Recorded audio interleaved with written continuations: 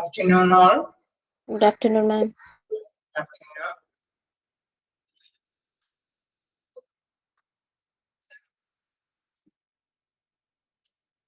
Okay, അപ്പൊ നമ്മളെ കഴിഞ്ഞ ക്ലാസ്സിൽ എടുത്തത് വായിച്ചു നോക്കിയല്ലോ.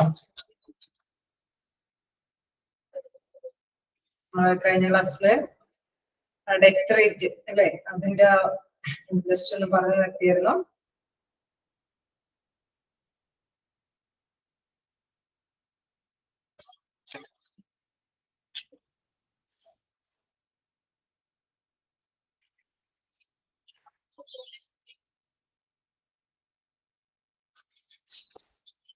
Okay.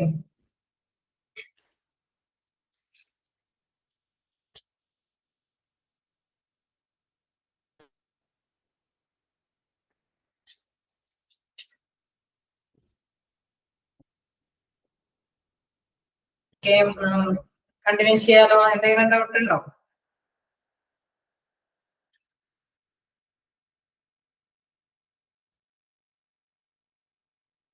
എന്തെങ്കിലും ഡൗട്ട് ഉണ്ടോ?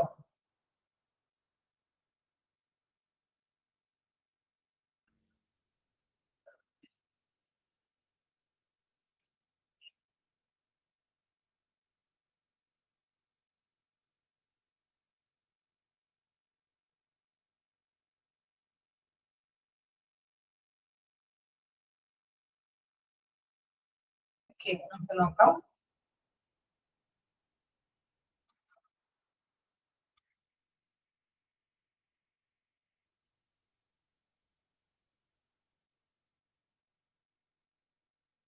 കാൽക്കുലേറ്റിംഗ് മോർട്ടാലിറ്റി റേറ്റ്സ് തുടങ്ങി നമുക്ക് നോക്കാം. ഇതാണ് death rate and it's measurement ആണ്. ക്ലാസ് തുടങ്ങിയാണ്. നമ്മളെ കണ്ടു കഴിഞ്ഞ ക്ലാസ്സില് കുറച്ച് അല്ലെ, നമ്മള് സൂചികകൾ കണ്ടു കഴിയുമ്പോൾ നമ്മൾ ആ ഇൻഡിക്കേറ്റേഴ്സിന്റെ അടിസ്ഥാനത്തിലാണ് തീരുമാനങ്ങളൊക്കെ എടുക്കാനായിട്ട് സാധിക്കുന്നത്. അപ്പോൾ സാധാരണയായിട്ട് ആ സ്ഥിതിവിവര കണക്കുകൾ പ്രധാനമായിട്ടും ഹോസ്പിറ്റലിൽ നിന്ന് ഇറക്കുന്ന സ്ഥിതിവിവര കണക്കുകളാണെങ്കിലും ഗവൺമെന്റിനാണെങ്കിലും റൂൾസ് ആൻഡ് റെഗുലേഷൻസ് ഒക്കെ മെയിൻറ്റെയിൻ ചെയ്ത് കൊണ്ടുവരാനായിട്ട് സാധിക്കും. ഓക്കെ, അപ്പൊ അതിൽ പ്രധാനമായിട്ട് നമ്മൾ നോക്കുമ്പോൾ ഡെത്ത് റേറ്റിന്റെ കാൽക്കുലേഷൻ ആണ്. The mortality rate formula used for the calculation according to the available statistics is the formula mortality rate, number of deaths divided by total population into 1000 all divided by 365.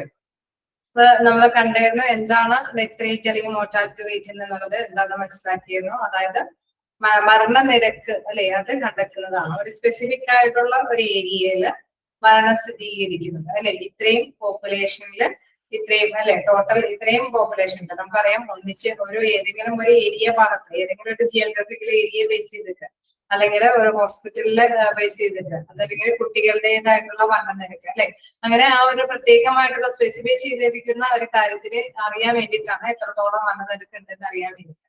അപ്പൊ total പോപ്പുലേഷനെ base ചെയ്തിട്ട് ആ ഏരിയയിലെ total പോപ്പുലേഷനെ base ചെയ്തിട്ടാണ് number of deaths ആ ഒരു ഇന്ന ടൈമിൽ അല്ലെ. ഇവിടെ തീർച്ചയായിട്ടും നമുക്കറിയാം ഒരു വർഷത്തിന്റെ ഒരു പ്രത്യേക ഡ്യൂറേഷൻ ഒക്കെ എടുത്തിട്ടാണ് ഒരു വർഷത്തിൽ ഇത്രയും പോപ്പുലേഷൻ റേറ്റില് ഇത്ര പേര് മരണപ്പെടും അല്ലെ. ഒരു കോമൺ ഫാക്ടർ ആയതുകൊണ്ട് നമ്മൾ 1000 കൊണ്ട് മൾട്ടിപ്ലൈ ചെയ്യുന്നു. Okay, number of deaths divided by total population into 1000 all divided by 365. Okay, അതാണ് അതിന്റെ ഫോർമുല എന്ന് പറയുന്നത്. ഓക്കെ,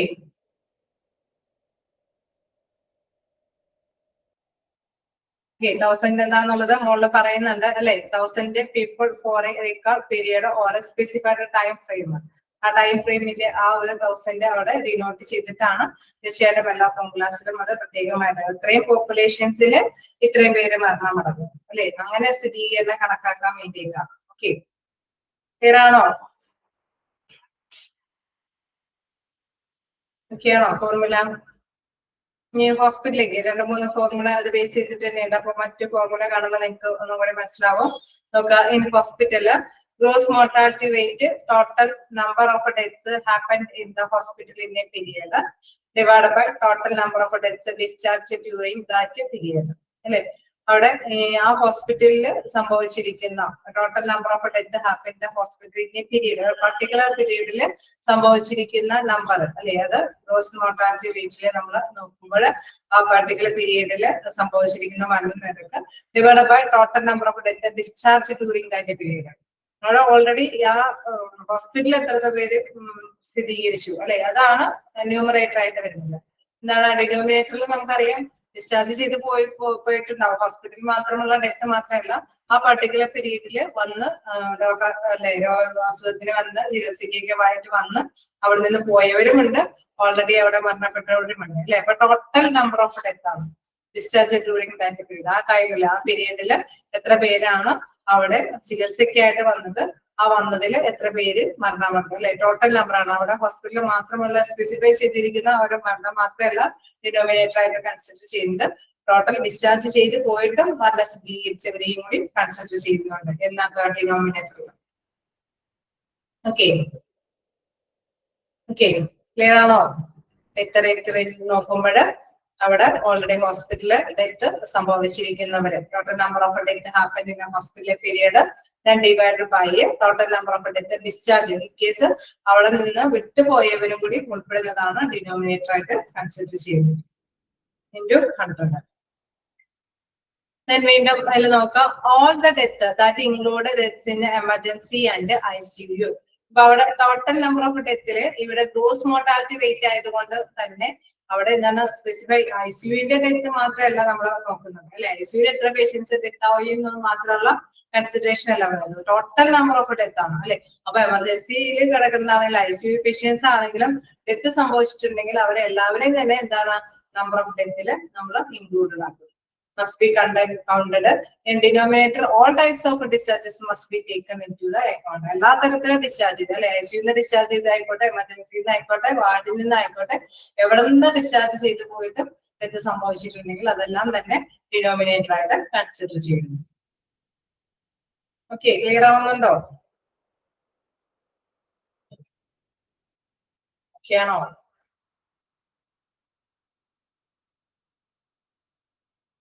ഓക്കെ,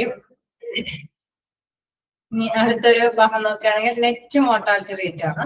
ഇവിടെ നെറ്റ് മോർട്ടാലിറ്റി റേറ്റ് എന്ന് പറയുമ്പോൾ total number of deaths that occurred after 45 hours of admission of A patient. അവിടെ ഒരു specify ടൈമിന് ഒരു പ്രത്യേക പ്രാധാന്യം പറയുന്നുണ്ട് അല്ലെ. 48 മണിക്കൂറിന് ശേഷം സംഭവിച്ചിരിക്കുന്നത് അല്ലെ, total number of death that occurred. കാരണം അവിടെ ഹോസ്പിറ്റലിൽ അഡ്മിറ്റ് ചെയ്ത് 48 മണിക്കൂറിന് ശേഷം ആ ഹോസ്പിറ്റലിലെ ട്രീറ്റ്മെന്റിന് ശേഷം സംഭവിച്ചിരിക്കുന്നതാണ് അല്ലെ. അവിടെ നമുക്കറിയാം, അതുകൊണ്ട് മാത്രം ഉദ്ദേശിക്കുന്നതല്ല, ചിലപ്പോൾ ഓൾറെഡി ഉണ്ടായിരുന്ന അസുഖത്തിന്റെ ബേസിലായിരിക്കും, എങ്കിലും അവിടുത്തെ അഡ്മിഷൻ കഴിഞ്ഞിട്ട് 48 hours ശേഷം സ്ഥിരീകരിച്ചിരിക്കുന്ന പറഞ്ഞാണ് അല്ലെ. Total number of death that occurred after 48 hours of admission of the period, total number of death and discharge during that period. Okay, ആ 48 hours ശേഷം ഡിസ്ചാർജ് ചെയ്ത് പോയിരിക്കുന്ന അവിടെ കാണുന്നു അല്ലെ. 48 മണിക്കൂറിന് ശേഷം ഡിസ്ചാർജ് ചെയ്ത് പോയിരിക്കുന്ന എല്ലാ രോഗികളും അല്ലെ, മരണമടഞ്ഞിരിക്കുന്ന എല്ലാ രോഗികളെയുമാണ് ഡിനോമിനേറ്റർ ആയിട്ട് കൺസിഡർ ചെയ്യുന്നത്. ഓക്കെ, അപ്പൊ ഗ്രോസിൽ നമുക്കറിയാം ICUവിൽ കിടന്ന പേഷ്യൻസും എമർജൻസിയിൽ കിടന്ന പേഷ്യൻസും എല്ലാ പേഷ്യൻസും പിന്നെ പർട്ടിക്കുലർ ടൈമില് അല്ലെ കിടന്ന് മരിച്ചിരിക്കുന്ന എല്ലാ പേഴ്സൺസിനെയും ഡിനോമിനേറ്റർ ആക്കുന്നു. ആ പർട്ടിക്കുലർ പീരീഡിൽ ഡിസ്ചാർജ് ചെയ്ത് പോയി ഡെത്ത് സംഭവിച്ചിരിക്കുന്ന ഡിനോമിനേറ്റർ ആക്കുന്നു. ഇവിടെ നെറ്റ് മോർട്ടാലിറ്റി റേറ്റിൽ മനസ്സിലാക്കാം 48 hours അല്ലെ, ആ അവേഴ്സിന് പ്രാധാന്യമുണ്ട്. അവേഴ്സിന് ശേഷം മരണമടഞ്ഞിരിക്കുന്നവരെയാണ് ന്യൂമറേറ്റർ ആയിട്ട് എടുക്കുന്നത്. Total number of death and discharge during that period, ആ പീരീഡിൽ തന്നെ എന്താണ് ഡിസ്ചാർജ് ചെയ്തിരിക്കുന്ന ഡെത്ത് സംഭവിച്ചിരിക്കുന്ന പേഴ്സൺസിനെയാണ് ഡിനോമിനേറ്റർ ആയിട്ട് കൺസിഡർ ചെയ്യുന്നത് into 100. Death occurring not within 48 hours of discharge must also be recorded in numerator. Okay, നമ്മൾ എപ്പോഴും റെക്കോർഡിൽ ചെയ്യേണ്ടത് 48 മണിക്കൂർ അല്ലെ, വിധിൻ 48 മണിക്കൂറിനുള്ളിലുള്ളതും കൂടി അതിൽ റെക്കോർഡ് ആവുന്നു. കാരണം എന്താണ് അവിടെ ഒക്കെ ചെയ്യുന്നത് അല്ലെ, 48 hours പ്രാധാന്യം കൊടുക്കുന്നുണ്ട്. അപ്പൊ അതുകൊണ്ട് തന്നെ അവിടെ മസ്റ്റ് ആയിട്ടും ആ 48 hours കാര്യം ശ്രദ്ധയോട് കൂടിയിട്ടാണ് കേന്ദ്രീകരിച്ചിട്ടാണ് അതിന്റെ റെക്കോർഡിൽ നമ്മൾ കൈകാര്യം ചെയ്യുന്നത്. ഓക്കെ, നെക്സ്റ്റ് നോക്കുകയാണെങ്കിൽ ICU സ്പെസിഫൈ. അപ്പൊ ഗ്രോസ് എന്ന് പറയുമ്പോൾ എല്ലാ തരത്തിലുള്ള മരണനിരക്കാണ്. നെറ്റ് എന്ന് പറയുമ്പോൾ 48 hours നമ്മൾ കൺസിഡർ ചെയ്യാം. ICU സ്പെസിഫിക് മോർട്ടാലിറ്റി റേറ്റ് ആണെങ്കിൽ total number of deaths in ICU പേഷ്യൻസിന്റെ period divided by total number of patients discharged from ICU in a period. അവിടെ ICUയിൽ ഉള്ള പേഷ്യൻസ് അല്ലെ, അതിനെ മാത്രം കൺസിഡർ ചെയ്യുന്നു. എല്ലാ സ്പെസിഫിക് പീരീഡിൽ ICUയിൽ കിടന്ന് മരിച്ചിരിക്കുന്നവരാണ് ന്യൂമറേറ്റർ ആയിട്ട് എടുക്കുന്നത്. ഡിനോമിനേറ്റർ ICUയിൽ നിന്ന് ഡിസ്ചാർജ് ചെയ്ത് പോയിട്ടും അല്ലെ ആ ടൈമിലൊക്കെ ഡിസ്ചാർജ് ചെയ്ത് പോയതിനു ശേഷം മരണമടഞ്ഞ എല്ലാവരെയും കൂടെ കൺസിഡർ ചെയ്തിട്ടാണ് ഡിനോമിനേറ്റർ ആയിട്ട് വരുന്നത്. Okay, into 100. Not on similar lines consider the condition specific or specially specific death rate can also be calculated like maternity mortality rate, etc.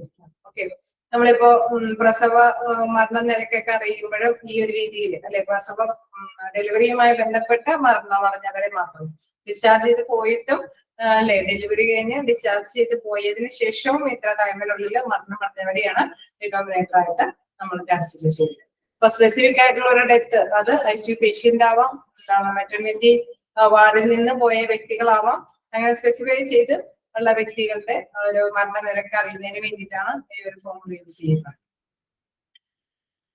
Okay ആണോ? ഏതെങ്കിലും ഒരു ഫോർമുല വരാൻ ചാൻസ് ഉണ്ട്, അപ്പൊ നിങ്ങൾ ജസ്റ്റ് ഒന്ന് മനസ്സിലാക്കി പഠിക്കുക.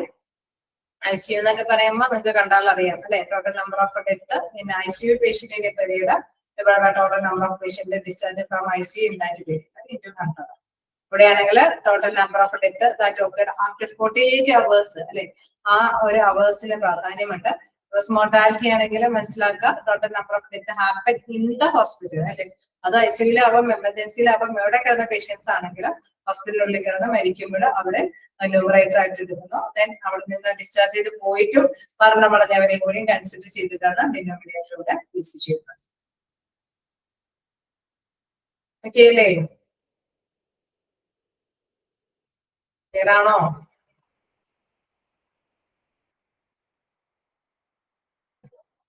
ക്ലിയർ ആണ്. ഓക്കെ, അപ്പൊ ഫോർമുലാസ് ഒക്കെ ഒന്ന് ജസ്റ്റ് നോട്ട് ചെയ്യാം. അടുത്തത് ഇത് തന്നെയാണ് കേട്ടോ, infection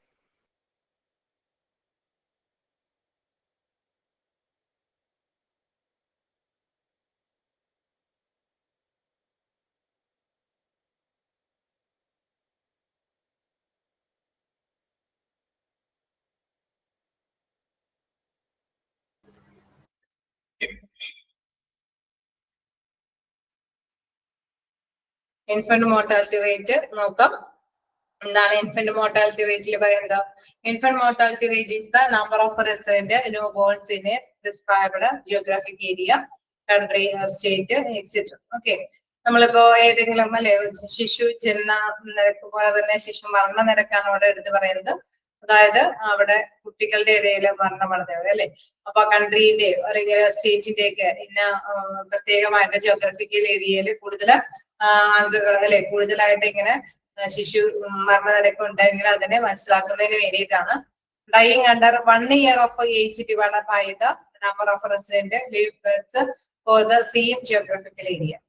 Okay, for a specific time that normally a calendar year and multiplied by 1000. അതിന്റെ ഫോർമുലാസ് കൃത്യമായിട്ട് പറയുന്നുണ്ട്, അതിൽ നിന്ന് നിങ്ങൾക്ക് ക്യാച്ച് ചെയ്യാൻ സാധിക്കും. Calculation number of resident infant deaths, അതായത് ഒരു വർഷത്തിനുള്ളിൽ ഇത്ര പേര് മരണമടഞ്ഞു കുട്ടികൾ അല്ലെ, ജനിച്ചിട്ട് 1 year ആവുന്നതിനുള്ളിൽ മരണമടഞ്ഞ കുട്ടികളുടെ എണ്ണം divide by number of resident live birth അല്ലെ, ഇത്രയും പേര് ജനിച്ചതിൽ ഇത്രയും കുട്ടികൾ മരണമടഞ്ഞു. ഓക്കെ, ഇന്ന ഇയറിൽ ശിശു മരണ നിരക്ക് എന്നുള്ളത് നമ്മൾ എങ്ങനെ കാൽക്കുലേറ്റ് ചെയ്യുക? ഇന്ന ടൈമിൽ അല്ലെ, ഇന്ന ഒരു ജിയോഗ്രഫിക്കൽ ഏരിയയിൽ ഇത്ര മരണനിരക്ക് ഉണ്ടായെന്ന് പറയുമ്പോൾ എങ്ങനെയാ അത് ഇത്രയും ടോട്ടൽ ബർത്ത് അല്ലെ, ഇന്ന ഇയറിലെ ടോട്ടൽ നമ്പർ ഓഫ് ബർത്ത് അതില് ന്യൂമറേറ്റർ ആയിട്ട് വരുന്നത് എന്താണ്? എത്രത്തോളം പേര് ആ ബർത്ത് അല്ലെ ജനിച്ചവരിൽ നിന്ന് എത്ര പേര് മരണമടഞ്ഞു, അവരാണ് ന്യൂമറേറ്റർ ആയിട്ട് വരുന്നത്. Okay, into 1000. അപ്പൊ അതിൽ നിന്ന് നമുക്ക് എന്ത് മനസ്സിലാക്കാൻ സാധിക്കും? ശിശു മരണ നിരക്ക് മനസ്സിലാക്കാനായിട്ട് സാധിക്കും. Okay, number of resident infant deaths divided by number of resident live births. Okay, calendar year ആണ് ഇവിടെ പ്രധാനമായിട്ടും ഉദ്ദേശിക്കുന്നത്. Then into 1000. അപ്പൊ ഇൻഫന്റ് മോർട്ടാലിറ്റി റേറ്റ് നമുക്ക് ലഭ്യമാണ്. അതായത് ഇൻഫന്റ് ഡെത്ത് റേറ്റ്. എന്താണ് ഇൻഫന്റ് ഡെത്ത് റേറ്റ് എന്ന് പറയുന്നത്? കുട്ടികളുടെ മരണനിരക്ക്. എക്സാമ്പിൾ തരുന്നുണ്ട്. 1300 infant deaths in 2008 among state residents, 1,50,000 live birth in 2008 to state resident. Then അതിൽ നോക്കുകയാണെങ്കിൽ എന്താണ് 1,300 divided by 1,50,000 into 1000, 8.7 infant death per 1000 live births in 2008 among state residents. Okay, നമ്മൾക്ക് മനസ്സിലാക്കേണ്ട ഒരു പ്രധാനപ്പെട്ട കാര്യം എന്ന് പറയുന്നത് ഇൻഫന്റ് ഡെത്ത് റേറ്റ് കാണുന്നതിന്റെ ഒരു എക്സാമ്പിൾ ആണത് 1300 കുട്ടികൾ അല്ലെ മരണമടഞ്ഞു. ഇത് 2008 1,50,000 കുട്ടികളാണ് ആ 2008 ജനിച്ചിരിക്കുന്നത്. അപ്പൊ 1300 divide by 1,50,000 into 1000 8.7 infant death ആണ് റിപ്പോർട്ട് ചെയ്യുന്നത്. ശരി, പക്ഷെ നമ്മുടെ സ്റ്റേറ്റിന്റെ മാത്രമായിട്ടുള്ള ഒരു കാൽക്കുലേഷൻ ഒക്കെ ആവാം. അതേപോലെ തന്നെ ഇപ്പൊ അല്ലെ ഈ നാഷണലിന്റെ ഒക്കെ ഇത്തരത്തിലുള്ള മരണ നിരക്കൊക്കെ ആ രീതിയിൽ കൺസിഡർ ചെയ്യും. ഓക്കെ, ഓരോന്നിന്റെ രീതി അനുസരിച്ചിട്ട് അല്ലെ എത്രത്തോളം പേരെന്നുള്ളത് കൗണ്ട് ചെയ്യാനായിട്ട് എളുപ്പത്തിനാണ് നമ്മൾ ഒരു നിശ്ചിത അല്ലെ ഒരു ജിയോഗ്രഫിക്കൽ ഏരിയ തിരിച്ചിട്ട് ഇങ്ങനെ കൗണ്ട് ചെയ്യുന്നത്. ഓക്കെ ആണോ?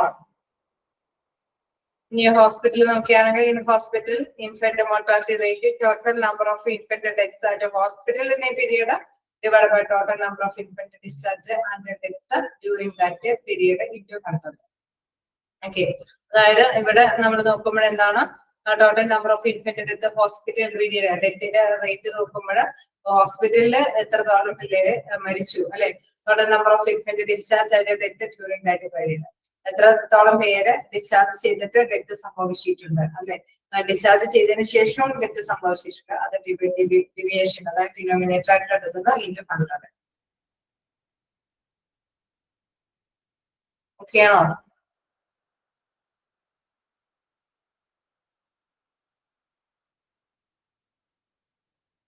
യോ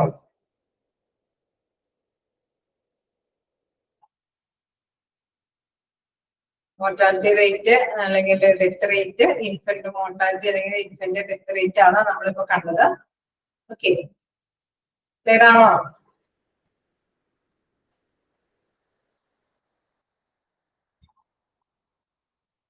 ഓക്കെ, ഇനി നമുക്ക് കണ്ടിന്യൂ ചെയ്യാം. അടുത്തൊരു ഭാഗം എന്ന് പറയുന്നത് പ്രിവാലൻസ് ഓഫ് ഡിസീസസ് ആണ്. അതായത് രോഗവ്യാപന തോതാണ്. അതായത് നമുക്കറിയാം ഇപ്പോ കോവിഡ് ടൈമിലൊക്കെ രോഗവ്യാപനം എത്രത്തോളം ബാധിച്ചു എന്നുള്ളത് എപ്പോഴും അല്ലെ അനലൈസ് ചെയ്യേണ്ടതായിട്ട് വരും. അതിനനുസരിച്ചുള്ള പ്രിക്കോഷൻസ് ഒക്കെ എടുക്കേണ്ടതായിട്ടുണ്ടായിരുന്നു അല്ലെ. ആ കാലഘട്ടത്തിൽ നമുക്കറിയാം ഇതിന്റെ ഓരോ ജോഗ്രഫിക്കൽ ഏരിയയിലൊക്കെ പേഴ്സൺസിനെ അല്ലെ സംശയാസ്പദമായിട്ടുള്ള പേഴ്സൺസിനെയൊക്കെ അവിടെ കൃത്യമായിട്ട് പരിശോധന നടത്തി പോസിറ്റീവ് ആണെന്ന് സ്ഥിരീകരിച്ച് കൂടുതൽ പോസിറ്റീവ് ആണ് കാണിക്കണമെങ്കിൽ അതിനനുസരിച്ചുള്ള പ്രിക്കോഷൻസ് അല്ലെ കണ്ടെയ്ൻമെന്റ് സോൺ ഒക്കെ ആക്കി മാറ്റിയൊരു കാര്യം ഉണ്ടായിരുന്നു ഇല്ലേ? ഓർക്കുന്നുണ്ടോ? കോവിഡിന്റെ സമയത്ത് അങ്ങനെയല്ലായിരുന്നോ?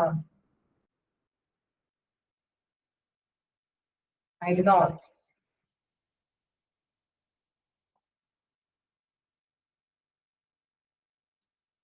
നിങ്ങൾക്കൊന്നും അങ്ങനെ അനുഭവം ഉണ്ടായില്ല?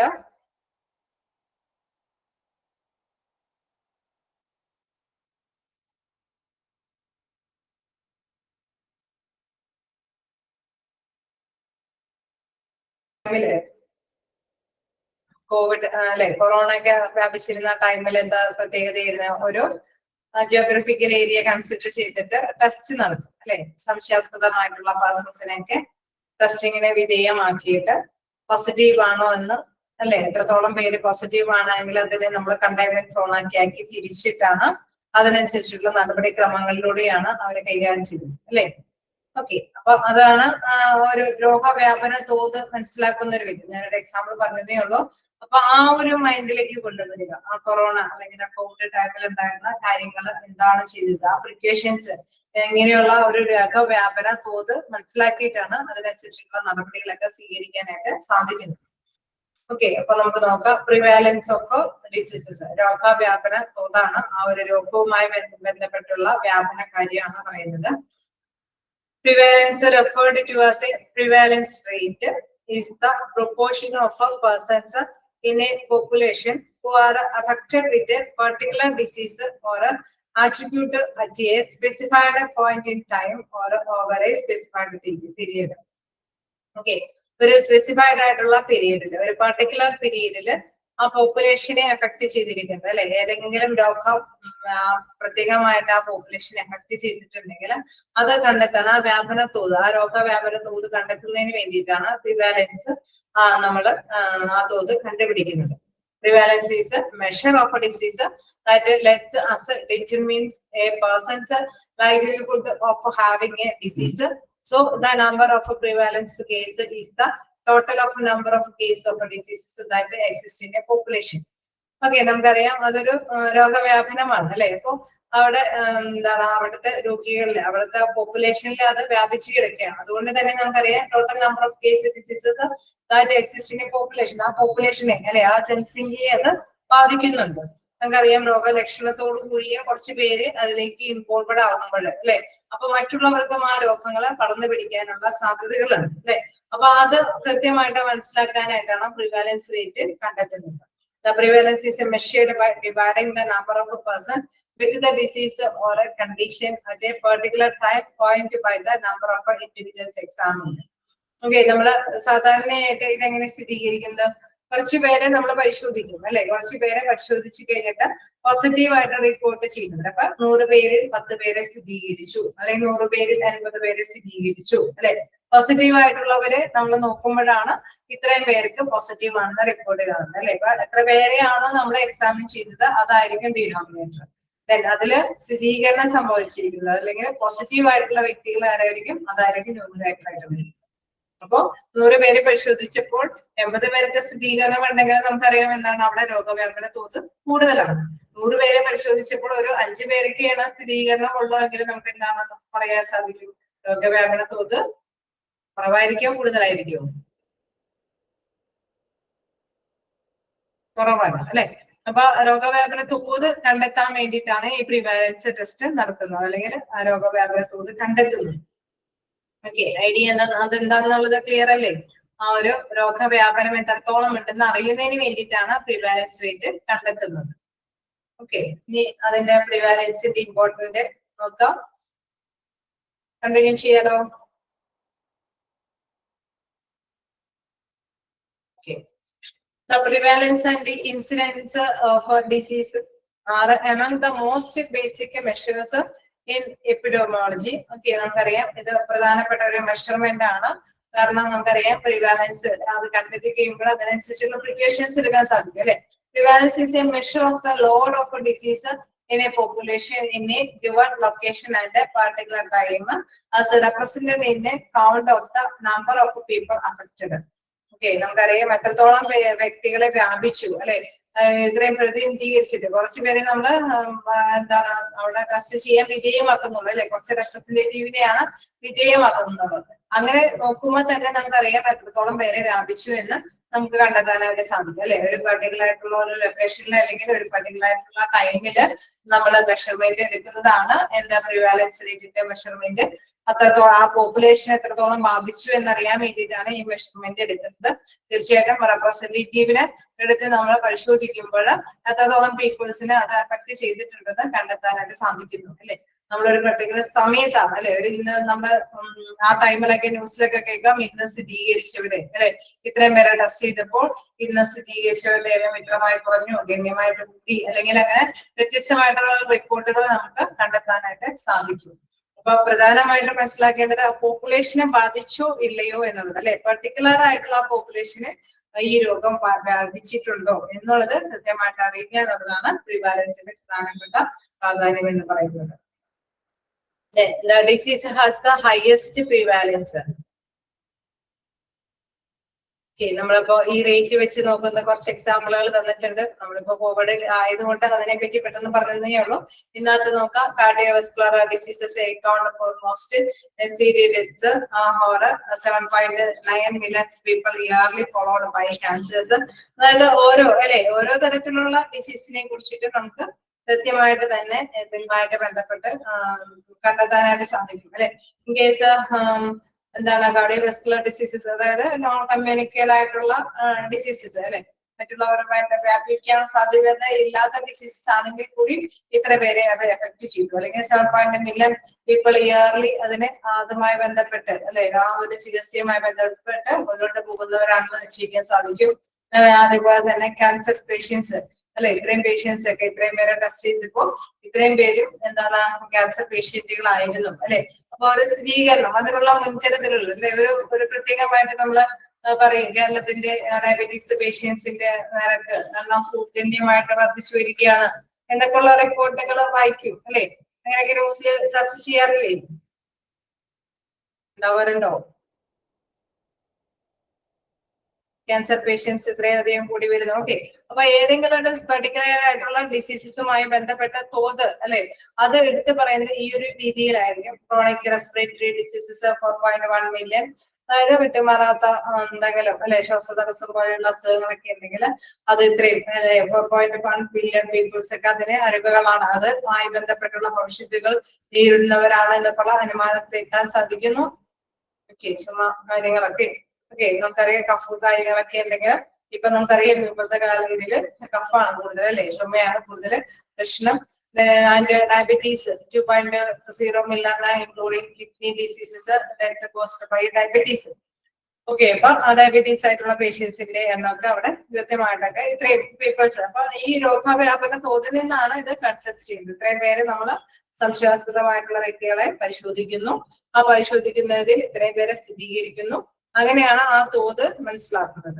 അപ്പൊ എത്രത്തോളം പേരെ ഇവര് എഫക്ട് ചെയ്തിട്ടുണ്ട് എന്നുള്ളത് അല്ലെ, ആ പോപ്പുലേഷൻ എന്താ, ഈ ഏത് ഡിസീസസ് ആണ് കൂടുതൽ എഫക്റ്റീവ് വന്നിരിക്കുന്നത് എന്നുള്ളതൊക്കെ കൃത്യമായിട്ട് മനസ്സിലാക്കാനായിട്ട് ഇതുകൊണ്ട് സാധിക്കുന്നു. ഓക്കെ, എന്തെങ്കിലും ഡൗട്ടുകളുണ്ടോ? അയച്ചു നോക്കാം.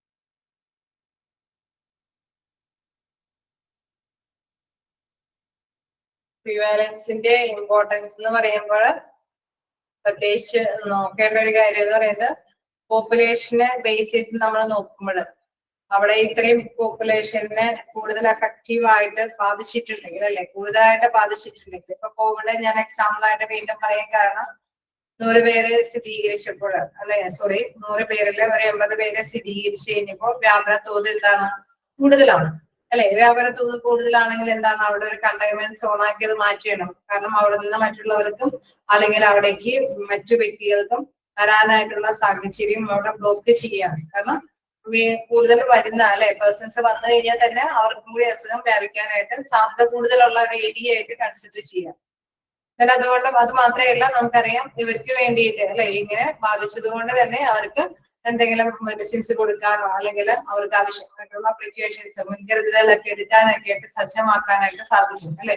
പ്രത്യേകിച്ച് ഹോസ്പിറ്റലൈസ് ചെയ്യേണ്ട രോഗികളൊക്കെ ഉണ്ടെങ്കിൽ ബെഡുകളൊക്കെ ഒരുക്കാനും കാര്യങ്ങളൊക്കെ ചെയ്യാനൊക്കെ ആയിട്ട് പ്രത്യേക നടപടികൾ സ്വീകരിക്കാനൊക്കെ ആയിട്ട് നമുക്ക് സാധിക്കും. അതാണ് അവിടെ മോസ്റ്റ്ലി ഇമ്പോർട്ടന്റ് ആയിട്ട് അവിടെ വിവരിച്ചിരിക്കുന്നത്. Prevalence incidence of a diseases are among the most basic measurement epidemiology. അതായത് ഒരു ബേസിക് ആയിട്ടുള്ള ഒരു മെഷർമെന്റ് ആണ്. ഞാൻ വീണ്ടും പറയുന്നുണ്ട്, load of diseases in A population in A given location and particular time. ഒരു പ്രത്യേക സമയത്ത് ആ പ്രത്യേക ലൊക്കേഷനിൽ ഈ ഡിസീസസ് അത്രയും പോപ്പുലേഷനെ ബാധിക്കുന്നുണ്ടോ എന്ന് മനസ്സിലാക്കി കഴിഞ്ഞ് കഴിഞ്ഞാൽ as A representative count the number of people affected, അത്രയും പേർക്ക് അത് അഫക്ട് ചെയ്തിട്ടുണ്ടെന്നും അതനുസരിച്ചുള്ള പ്രിക്കോഷൻസ് എടുക്കാനൊക്കെ ആയിട്ട് സാധിക്കും എന്നുള്ളതാണ്. എത്രത്തോളം പേരെ ബാധിച്ചു എന്നുള്ളതാണ് ഏറ്റവും പ്രധാനപ്പെട്ട കാര്യം. ബാധിച്ചു കഴിഞ്ഞാൽ മാത്രമാണ്, അത് ബാധിച്ചു കഴിഞ്ഞിട്ടുണ്ടെങ്കിലാണ് ആഫ്റ്റർ അതിനനുസരിച്ചിട്ടുള്ള നടപടികൾ സ്വീകരിക്കാൻ സാധിക്കുള്ളൂ. ഇപ്പൊ പ്രിവാലൻസ് റേറ്റ് നോക്കുക എന്ന് പറയുന്നത് വളരെ പ്രധാനപ്പെട്ടതാണ്. പ്രത്യേകിച്ച് മുൻകരുതലുകൾ എടുക്കേണ്ട തരത്തിലുള്ള രോഗങ്ങളൊക്കെയാണ്. ഓക്കെ, ക്ലിയർ ആണോ?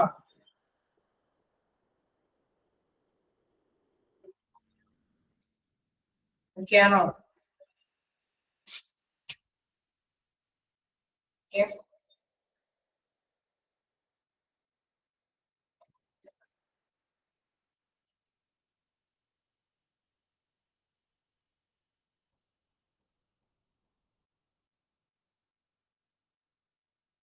ഇനി നമുക്കപ്പോ അടുത്ത ഇതിലേക്ക് പോകാം. എന്താണ് what increase the prevalence of a disease?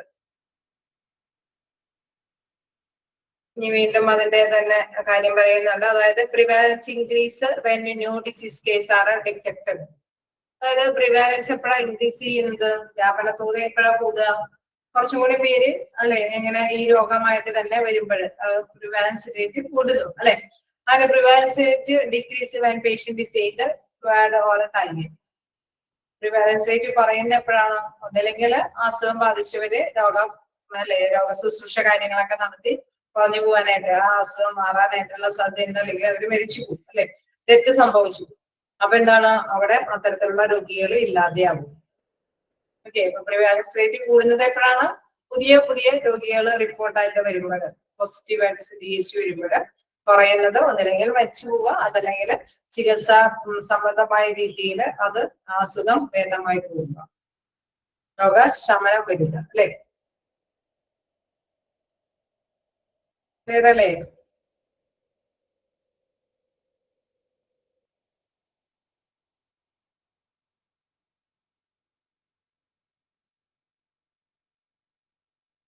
Okay, ഇനി നെക്സ്റ്റ് നോക്കാവുന്നത് ടൈപ്സ് ഓഫ് പ്രിവാലൻസ് ആണ്. അപ്പൊ അതില് 3 തരത്തിലുള്ള പ്രിവാലൻസിനെ കുറിച്ചിട്ട് പറയുന്നുണ്ട്. അത് ഇമ്പോർട്ടന്റ് ആണ്, ജസ്റ്റ് നോട്ട് ചെയ്ത് തന്നെ പോവാം. അപ്പൊ എന്താണ് പ്രിവാലൻസ് എന്നുള്ളത് കാര്യം നിങ്ങൾ കണ്ടു. അതേമാതിരി തന്നെ അത് ഒന്ന് നോട്ട് ചെയ്യേണ്ട ഭാഗം നോട്ട് ചെയ്യാതെ ഇതിന്റെയൊക്കെ ഫോർമുലാസ് ഒക്കെ നോട്ട് ചെയ്യാം. പ്രിവാലൻസ് എന്താണെന്നുള്ളത് മനസ്സിലാക്കി വെക്കുക.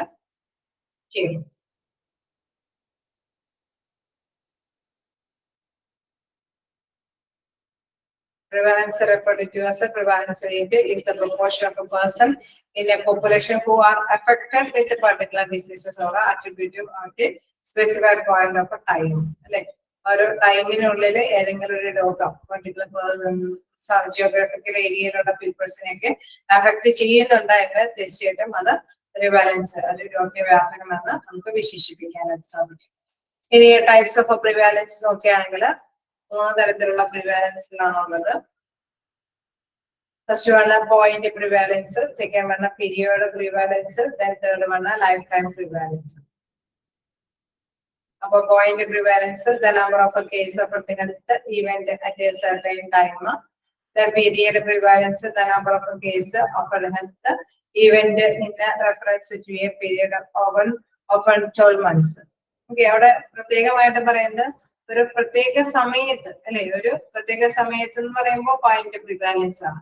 അതേസമയം സ്പെസിഫിക് 12 month ഒരു വർഷത്തിന്റെ കാര്യം എടുത്തു പറയുകയാണെങ്കിൽ അത് പീരിയഡ് പ്രിവാലൻസ് ആണ്. അതായത് നമ്മളിപ്പോ ആ ടൈമില് എന്താണ് ഇപ്പൊ ഒരു ക്യാൻസർ കാര്യങ്ങളൊക്കെ ആണെങ്കിൽ നമുക്കറിയാം ഒരു വർഷത്തില് നമ്മൾ സ്ഥിരീകരിച്ചിരിക്കുന്ന കാര്യങ്ങളൊക്കെയാണ് അല്ലെ, അത് പീരിയഡ് പ്രിവാലൻസ് ആയിട്ടാണ് നമ്മൾ രോഗവ്യാപന തോത് കണ്ടെത്തുന്നത്. അതേസമയം കോവിഡും കാര്യങ്ങളൊക്കെ ആണെങ്കിൽ എന്താണ് അവര് ഇത്രയല്ലേ ഇന്ന ടൈമില് സ്ഥിരീകരിച്ചവരുടെ എണ്ണം എന്നുള്ള രീതിയിലാണ്. അപ്പൊ ആ പെർട്ടിക്കുലർ ആയിട്ടുള്ള ടൈമിൽ തന്നെ ഈ വ്യാപന തോത് നമ്മൾ അനലൈസ് ചെയ്യണം. അത് കാരണം അത്രയും ക്രിട്ടിക്കൽ ആയിട്ടുള്ള രോഗവ്യാപനം ആയതുകൊണ്ടാണ് അതിനത്രയും നല്ലത് അല്ലെ കെയർഫുൾ ആയിട്ട് ഹാൻഡിൽ ചെയ്യുന്നത്.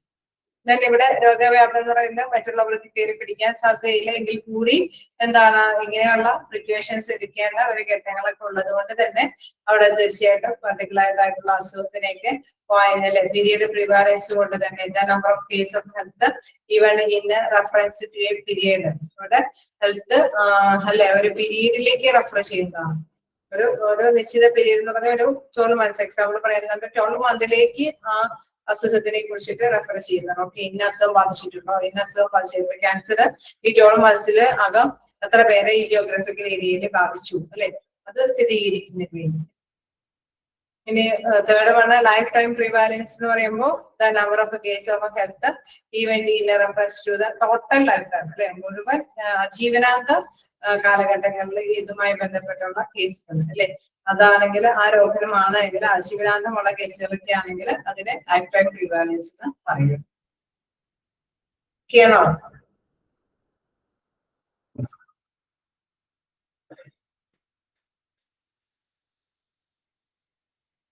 കൂടിയുണ്ട് പ്രിവാലൻസിന്റെ. എന്തെങ്കിലും ഡൗട്ട് ഉണ്ടോ? വായിച്ചു നോക്കാം.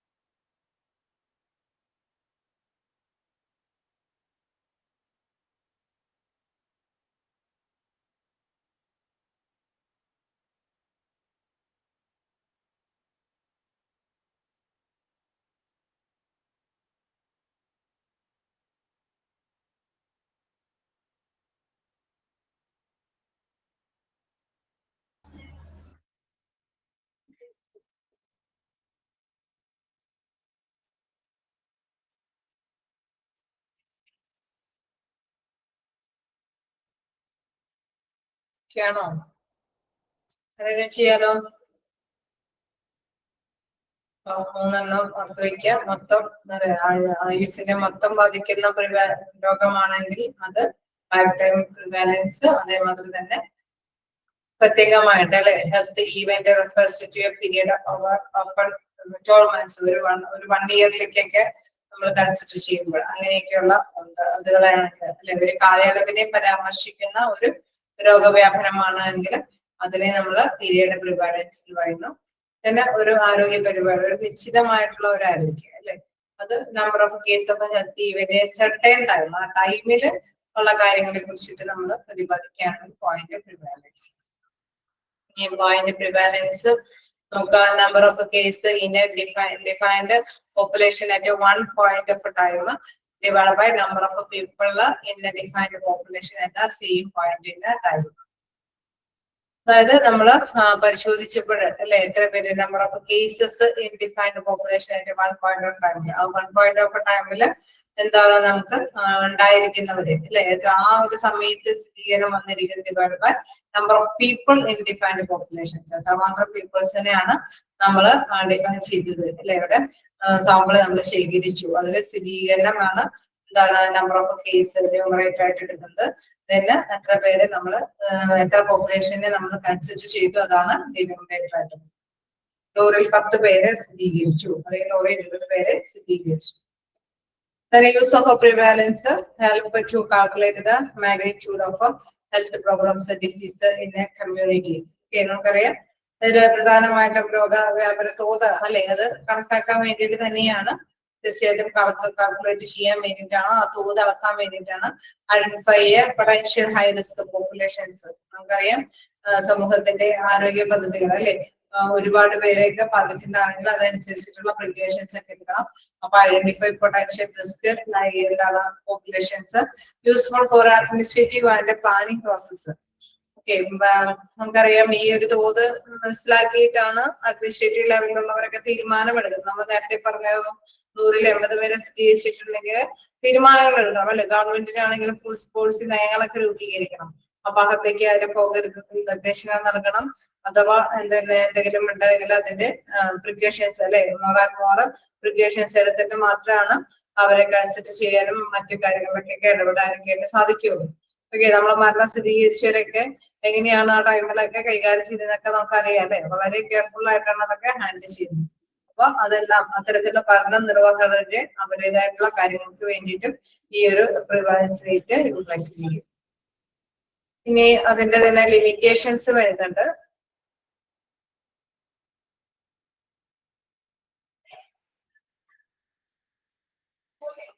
ഓക്കെ, ഏതെങ്കിലും ഡൗട്ടുകൾ ഉണ്ടോ? കേട്ടിരിക്കുന്നത് കൊണ്ട് ഒന്നാമതായിട്ട് ചാപ്റ്റർ 3 എന്ന് പറയുന്ന റിലാക്സ് ചെയ്ത് ഉള്ള ചാപ്റ്റർ അല്ല, എങ്കിൽ കൂടി നിങ്ങൾക്ക് ഇച്ചിരി കൂടി ഇഷ്ടപ്പെട്ടു വരുന്നുണ്ടോ? പ്രിവാലൻസ് കൊറോണ എന്നൊക്കെ പറഞ്ഞത് കൊണ്ട് അല്ലെ ആ ടൈമില് ഒരു കാര്യങ്ങളൊക്കെ ഓർമ്മയിലേക്ക് വന്നു അല്ലെ. കുറച്ച് വലിയ ഇഷ്ടമില്ല അല്ലെ, വലിയ ബോറിംഗ് ചാപ്റ്റർ തന്നെയാണ്. എനിക്കും അറിയാം ചാപ്റ്റർ വലിയ താല്പര്യമുള്ള ചാപ്റ്റർ അല്ല, പക്ഷെ നമ്മൾ ഫസ്റ്റ് ആയിട്ട് മനസ്സിലാക്കി പോകേണ്ടതാണ്.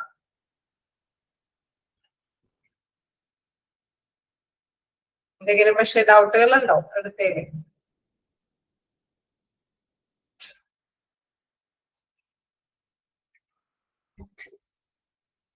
ഓക്കെ, ഡൗട്ടൊന്നുമില്ല.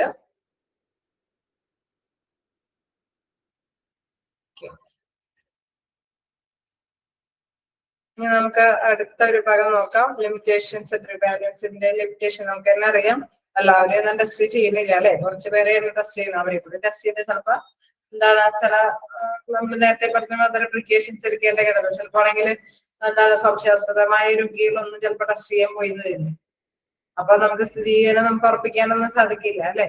അപ്പൊ അങ്ങനെ കുറച്ച് ലിമിറ്റേഷൻസ് ഒക്കെ ഉണ്ട്. Can be gived as slice straw the proportion of a population at a point in time. നമുക്കറിയാം ഒരു സമയത്ത് പ്രൊപ്പോർഷനേറ്റ് ആയിട്ടുള്ള ജനങ്ങളാണ് ടെസ്റ്റും കാര്യങ്ങൾക്കൊക്കെ വരുന്നത് അല്ലെ. പിന്നെ എന്താണ് കുറച്ചു പേര് എല്ലാവരും തന്നെ അതിലേക്ക് ടെസ്റ്റിനും കാര്യങ്ങൾക്കൊക്കെ മുൻകൈ എടുക്കുന്നില്ല. Not consider the duration of diseases. Okay, നമുക്ക് ഡ്യൂറേഷൻ എപ്പോഴാണ് ഇത് എപ്പോ വന്നോ എപ്പോഴാണ് ഇത് പിടിപെട്ടെന്നൊന്നും അറിയില്ല. ഒരു സമയത്ത് ചെക്ക് ചെയ്യാനായിട്ട് വരുന്നു, ചെക്ക് ചെയ്യുമ്പോൾ സ്ഥിരീകരിക്കുന്നു, സ്ഥിരീകരിച്ചില്ലെങ്കിൽ ഓക്കെ ഇല്ലാന്ന് അല്ലെ. നമ്മള് ചിലപ്പോ ലക്ഷണത്തോട് കൂടിയ ആൾക്കാര് കുറച്ച് നാളെ ടെസ്റ്റ് ചെയ്തിട്ടായിരിക്കും അവർ ടെസ്റ്റ് ചെയ്യും. ബാക്കി എല്ലാവർക്കും കൊടുത്തു കഴിയുമ്പോഴായിരിക്കും അവര് ടെസ്റ്റ് ചെയ്യാൻ പോകുന്നത്. എന്താണ് കിട്ടിയവർക്കൊക്കെ ആയിരിക്കും ചിലപ്പോ പോസിറ്റീവ്. ആദ്യം കൊണ്ടുവന്ന ആൾക്ക് ചിലപ്പോ ആണെങ്കിൽ 2 ആഴ്ച കഴിഞ്ഞപ്പോഴേക്കും നെഗറ്റീവ് ആയിട്ടുണ്ടാവും.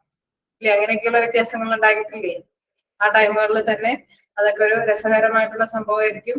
കാരണം കൊണ്ടുവന്ന വ്യക്തികള് നെഗറ്റീവ് ആയിട്ടുണ്ടാവും, ബാക്കിയുള്ളവർക്കൊക്കെ പോസിറ്റീവ് സ്ഥിരീകരിച്ചിട്ടുണ്ട് അല്ലെ. അപ്പൊ അതൊന്നും നമുക്ക് കൃത്യമായിട്ട് അത് മനസ്സിലാക്കാൻ പറ്റില്ല. ഏത് സമയത്തൊക്കെയാണ് ഇത് വന്നിരിക്കുന്നതെന്നൊന്നും മനസ്സിലാക്കാനായിട്ട് സാധിക്കില്ല. only answer who has and who have who do how many at present അല്ലെ. ഇപ്പൊ നിലവിൽ എത്ര പേർക്ക് ഉണ്ട് അല്ലെ, അത്രയൊക്കെ നമുക്ക് അറിയാനായിട്ട് സാധിക്കുള്ളൂ. അല്ലെങ്കിൽ ഇത് എങ്ങനെയാണ്, ആര് കൊണ്ടുവന്നു, എപ്പോ കൊണ്ടുവന്നു എന്നൊന്നും നമുക്ക് സ്ഥിരീകരിക്കാനൊന്നും പറ്റില്ല. Then not answer when and how likely the disease develop we notice due to the etiological studies. അതുകൊണ്ട് തന്നെ നമുക്കിത് പ്രത്യേകമായിട്ടൊന്നും മനസ്സിലാക്കാനായിട്ട് സാധിക്കില്ല അല്ലെ. എപ്പോൾ രോഗം വന്നു, എങ്ങനെ ഡെവലപ്പ് ചെയ്യാനായിട്ട് എന്നൊക്കെയുള്ള കാര്യങ്ങളൊന്നും കൃത്യമായിട്ടുള്ള ഒരു ഉത്തരം കണ്ടെത്താനൊക്കെ ആയിട്ട് സാധിക്കില്ല. അതുകൊണ്ട് തന്നെ നമുക്കതിനെ മുന്നോട്ട് കൊണ്ടുപോകാം അല്ലെ. ഇന്നിന്ന സമയത്താണ് വന്നത്, ഇന്നിന്ന പേർക്കാണ് വന്നതെന്നൊന്നും കൃത്യമായിട്ട് സ്ഥിരീകരണം നടപ്പാക്കാനായിട്ടൊന്നും സാധിക്കില്ല. അങ്ങനെ കുറെ ലിമിറ്റേഷൻസ് ഒക്കെ ഇതിൽ കണ്ടെത്തുന്നത് പ്രധാനപ്പെട്ട ഒരു കാര്യമാണ്. ഓക്കെ,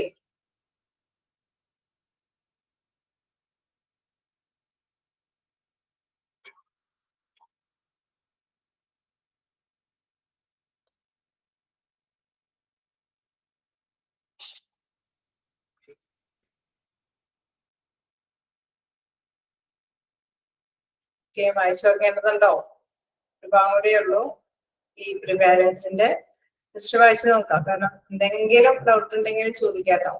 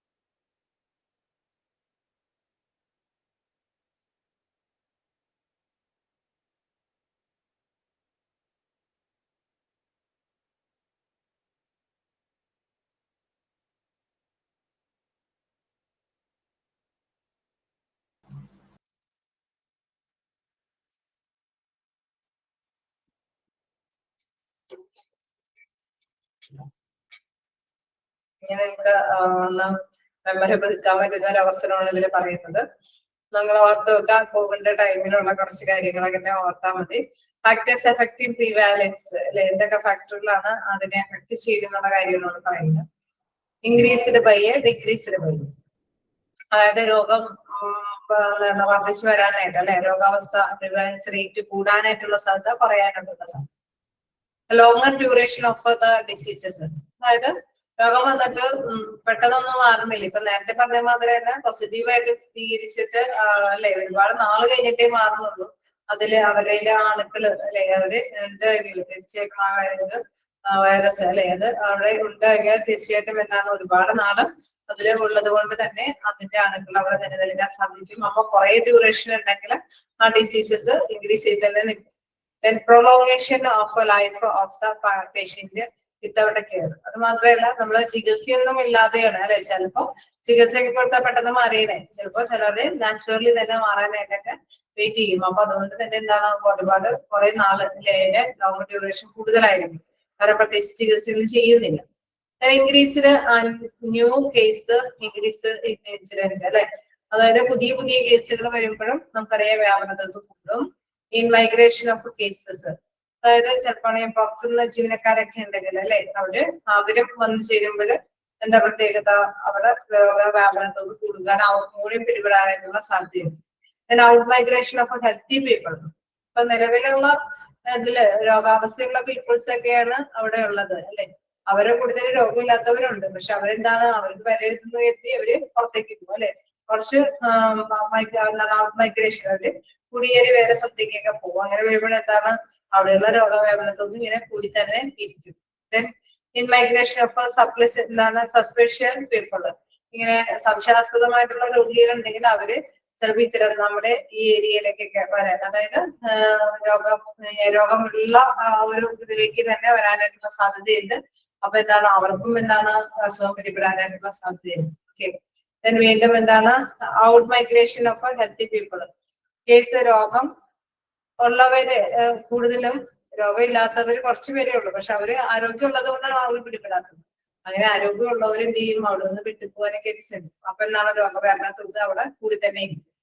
എന്താണ് വീണ്ടും എന്താണ് ഇൻ മൈഗ്രേഷൻ ഓഫ് സസ്പെഷ്യബിൾ പീപ്പിൾ എന്ന് വെച്ചാൽ സംശയാസ്പദമായിട്ടുള്ള രോഗികൾ അല്ലെ, രോഗം സ്ഥിരീകരിച്ചിട്ടൊന്നുമില്ല, പക്ഷെ അവരെ ഡൗട്ടും കാര്യങ്ങളൊക്കെ നോക്കുമ്പോൾ അല്ലെ അത് ഈ രോഗാവസ്ഥ തന്നെയാണ് കാണിക്കണമെങ്കിൽ അങ്ങനെ ഒരു സംശയാസ്പദമായിട്ടുള്ള രോഗികളൊക്കെ വരുമ്പോഴും എന്താണ് ഇൻക്രീസ് റേറ്റ് കൂടുതലായിരിക്കും. Improved diagnostic facilities. ഓക്കെ, നമുക്കറിയാം രോഗനിർണയ ഫെസിലിറ്റീസ് ഒക്കെ അല്ലെ, ഇംപ്രൂവ്ഡ് ഡയഗ്നോസ്റ്റിക്സ് ഫെസിലിറ്റീസ്. ഇപ്പൊ നമ്മള് ചില സ്ഥലത്ത് ടെസ്റ്റ് ചെയ്യില്ല അല്ലെ, ടെസ്റ്റ് ചെയ്യാത്ത കാരണം കൊണ്ട് അവിടെ സ്ഥിരീകരണമില്ല. അതേസമയം ചിലവര് വന്ന് ടെസ്റ്റ് ചെയ്യുന്നതും കൊണ്ടാണ് സ്ഥിരീകരണം ഉള്ളതെന്ന് മനസ്സിലാക്കാൻ സാധിക്കും. അതുകൊണ്ടാണ് പറയുന്നത് രോഗനിർണയ ഫെസിലിറ്റീസ് കൂടുതലായിട്ട് ഉപയോഗിക്കുന്ന പ്ലേസ് ഒക്കെ ആണെങ്കിൽ അവിടെ രോഗനിർണയം നമുക്ക് കണ്ടെത്താനായിട്ട് സാധിക്കും. ആ തോത് വികസിച്ചുകൊണ്ട് തന്നെ ഇരിക്കും. ഓക്കെ, ഗ്രീസിന്റെ പയ്യന്റെ കാര്യങ്ങൾ എന്താണെന്ന് മനസ്സിലായോ? ഇടയ്ക്ക് റയറായിട്ട് ക്വസ്റ്റ്യൻസ് കാണാറുള്ളതാണ്. Factors effective rebalance increased or ഡിക്രീസ്ഡുമായി ബന്ധപ്പെട്ട്. അതുകൊണ്ട് ഒന്ന് വായിച്ചു നോക്കുക.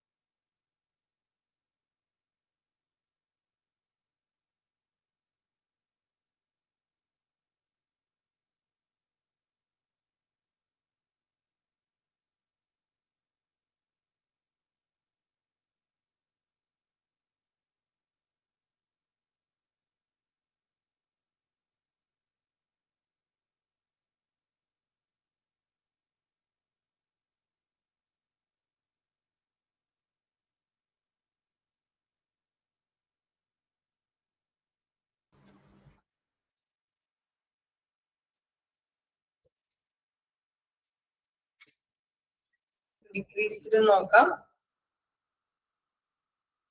Shorter duration of the disease, അതായത് കുറച്ച് നാളെ രോഗമുള്ളൂ എങ്കിൽ നമുക്കറിയാം അവര് റിക്കവർ ആയി, അപ്പൊ അവർക്ക് പോസിറ്റീവ് അല്ല അല്ലെ.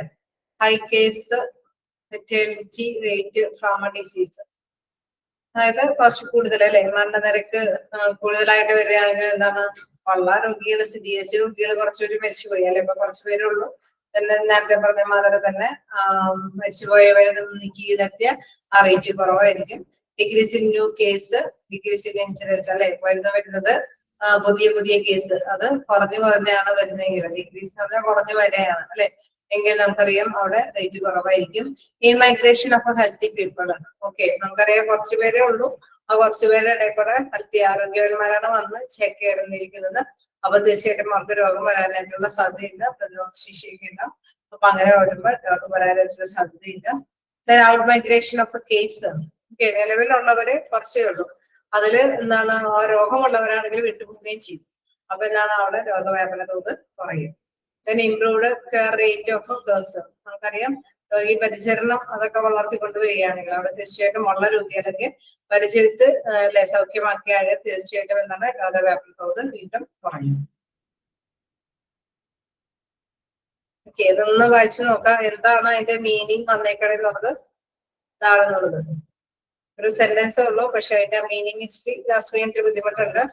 ഓക്കെ, എനിക്ക് നമ്മൾ ഇൻസിഡൻസ് തുടങ്ങി വളരെ ഈസിയാണ്, കുഴപ്പമില്ലാത്തതാണ്. ജസ്റ്റ് ആ ഒരു പ്രിവാലൻസിന്റെ കൂടി നോക്കാം. തീരില്ല നമുക്ക് എടുക്കാനായിട്ട് ചാപ്റ്റർ അങ്ങനെ തീരുമ്പോൾ നിങ്ങൾ ഹാപ്പി ആവും. കാരണം അത് ഇച്ചിരി ഇതുണ്ട് അല്ലെ. എന്നാലും എക്സാമ്പിൾ പറഞ്ഞപ്പോ നിങ്ങൾക്ക് ഒരു ഐഡിയ കിട്ടിയിട്ടുണ്ട്. ഓക്കെ, അപ്പൊ ഇൻക്രീസിലും ഡിക്രീസിലും ഒന്ന് നോക്കാം.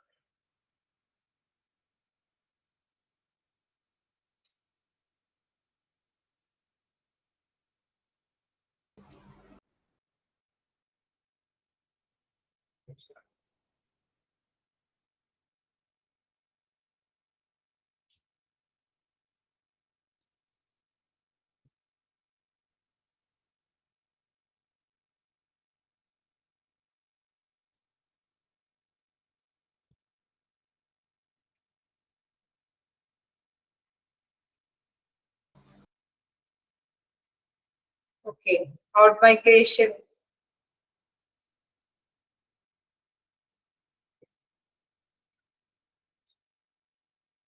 Out migration of healthy people എന്ന് പറയുമ്പോൾ അല്ലെ, കുടിയേറി പോകുന്നവര് ഹെൽത്തി ആയിട്ടുള്ള പീപ്പിൾ ആണ് എന്നുവെച്ചാൽ ഇംഗ്ലീഷ് അവര് out migration of healthy people എന്ന് പറയുമ്പോൾ തീർച്ചയായിട്ടും നമുക്ക് മൈഗ്രേഷൻ ഓഫ് ഔട്ട് മൈഗ്രേഷൻ എന്ന് പറഞ്ഞു കഴിഞ്ഞാൽ സാധാരണയായിട്ട് കുടിയേറി അല്ലെ ആരോഗ്യമുള്ളവരാണ് പുറത്തേക്ക് പോകുന്നത്. അപ്പൊ നിലവിലുള്ള വ്യക്തികള് കുറെ പേര് ഡിസീസുമായി ബന്ധപ്പെട്ടവരാണ്.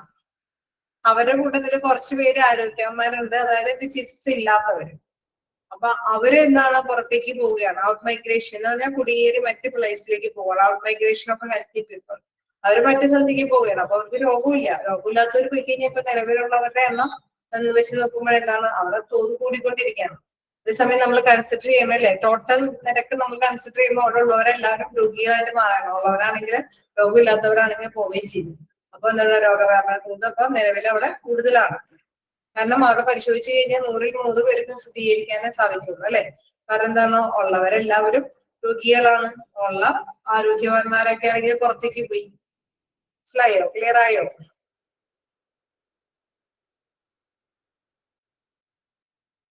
മനസ്സിലായോ? ഓക്കെ, നമ്മളിപ്പോ വീടുകളിലാണെങ്കിലും കോവിഡ് വരുമ്പോൾ ഓക്കെ അവര് ആരോഗ്യവാന്മാരെന്ത് ചെയ്യും, അവർക്ക് അസുഖമൊന്നും ഇല്ലെങ്കിൽ അവരെ പുറത്തു വിട്ടു. അപ്പൊ ഇവിടെ ഓൾറെഡി കണ്ടെയ്ൻമെന്റ് സോണാണ് അല്ലെ. കാരണം അവിടെ ഉള്ളവരൊക്കെ രോഗികളാണ്. അതാണ് അവിടെ ഉദ്ദേശിച്ചത്. അതല്ലെങ്കിൽ നമുക്ക് ഇവിടെ ഇൻ കേസ് രോഗമുള്ളവരാണ് അതിന്റെ കൂട്ടത്തിൽ കൂടെ കുറച്ച് പേര് ഇൻ മൈഗ്രേഷൻ സസ്പെക്റ്റബിൾ പ്രസൻസ് എന്ന് പറഞ്ഞു കഴിഞ്ഞാൽ കുറച്ചും കൂടി ഇതേമാതിരി തന്നെ ലക്ഷണവും കൂടി ഉള്ളവരും കൂടി വന്നു കഴിഞ്ഞാൽ എന്താണ്, ഇവിടെ വീണ്ടും രോഗികളുടെ എണ്ണം കൂടെ വർദ്ധിച്ചു വരും. അതേസമയം നല്ല ആരോഗ്യവാന്മാരെന്ത് ചെയ്യും, പുറത്തേക്ക് പോയി കഴിഞ്ഞാൽ എന്താണ്, അവിടെ ഉള്ള അവരുടെ എണ്ണം പോസിറ്റീവ് ഉള്ള വ്യക്തികൾ മാത്രമാണ്. അതേമാതിരി തന്നെ ഇൻ മൈഗ്രേഷൻ ഓഫ് കേസ് എന്ന് പറഞ്ഞാൽ കേസോട് കൂടിയിട്ടാണ് അവർ ഇങ്ങോട്ട് വരുന്നത്, കുടിയേറി ഇങ്ങോട്ട് വരുന്നത് അല്ലെ. അപ്പൊ എങ്ങനെയാണ് അവിടെ രോഗാവസ്ഥ വീണ്ടും വർദ്ധിക്കുകയാണ്. അതാണ് ഇൻക്രീസ്ഡ് ബൈ എന്ന് പറയുന്നത്. സംശയാസ്പദമായവരും രോഗികളൊക്കെ വരുന്നു, ആരോഗ്യവാന്മാര് പുറത്തു പോകുന്നു. അപ്പൊ എന്താണ് അവിടെ ഇൻക്രീസ്ഡ് മേഖലയിലേക്ക് വരുന്നത്. ഓക്കെയാണോ?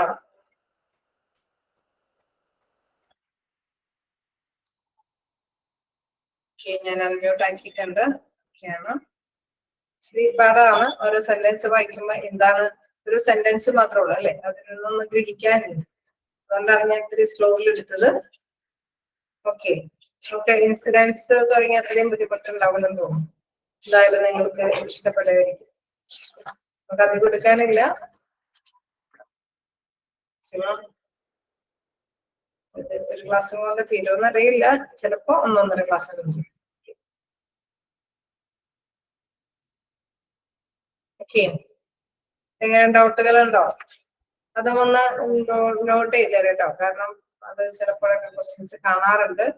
അതായത് ഈ പറഞ്ഞ മൈഗ്രേഷനും കാര്യങ്ങളൊക്കെ വെച്ചുകൊണ്ട് അല്ലെ. അവിടെ എന്താണ്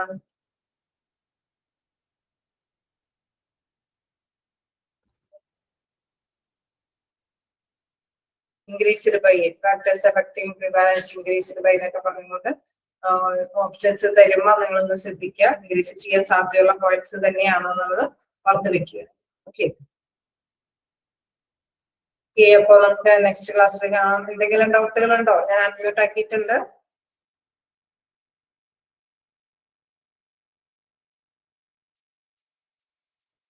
പ്രത്യേകിച്ചൊന്നും ഇല്ലെങ്കിൽ നമുക്ക് നെക്സ്റ്റ് ക്ലാസ്സിൽ കാണാം. Okay, thank you.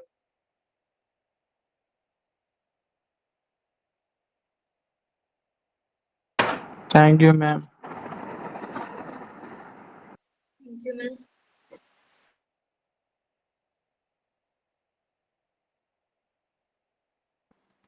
Thank you, ma'am.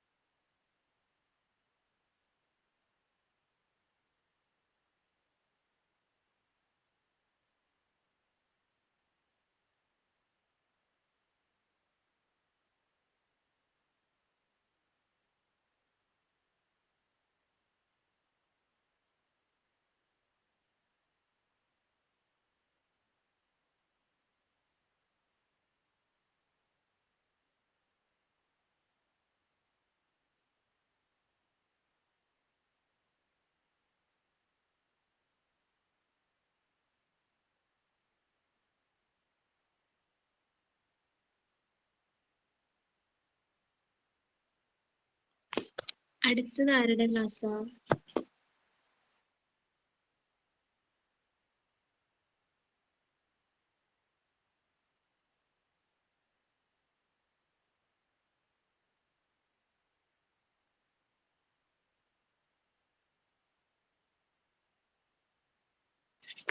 ആർക്കെങ്കിലും അറിയാമോ അടുത്തത് ആരുടെ ക്ലാസ്സാണ്?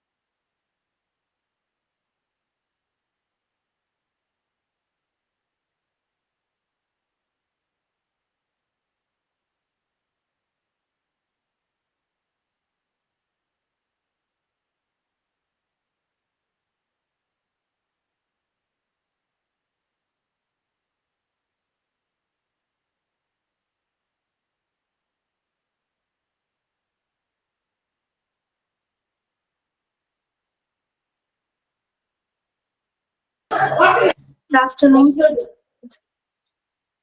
Good afternoon, ma'am. Good afternoon, ma'am. Good afternoon. Good afternoon, ma'am.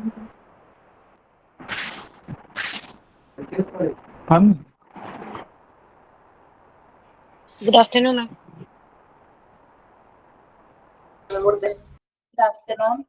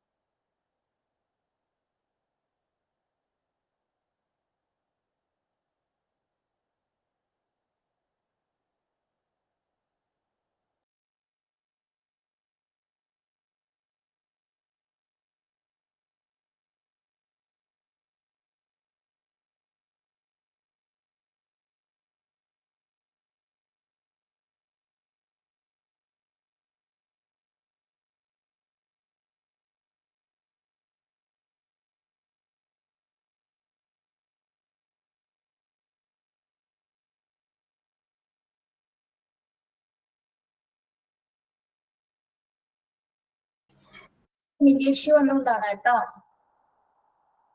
Technical issue ഉണ്ടായതുകൊണ്ടാണ്. ഓക്കെ, PDF കാണാമോ? ഓക്കെ.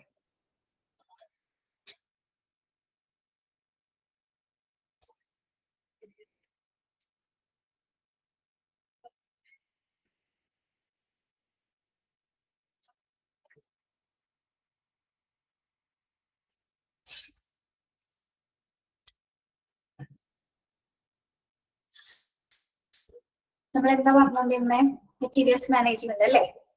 ഇതില് purchasing of an old equipment പറഞ്ഞല്ലോ അല്ലെ? ഓൾഡ് എക്യുപ്മെന്റ്സ് നമുക്ക് എവിടുന്നൊക്കെ പർച്ചേസ് ചെയ്യാൻ പറ്റുന്നതെന്ന് പറഞ്ഞില്ലേ?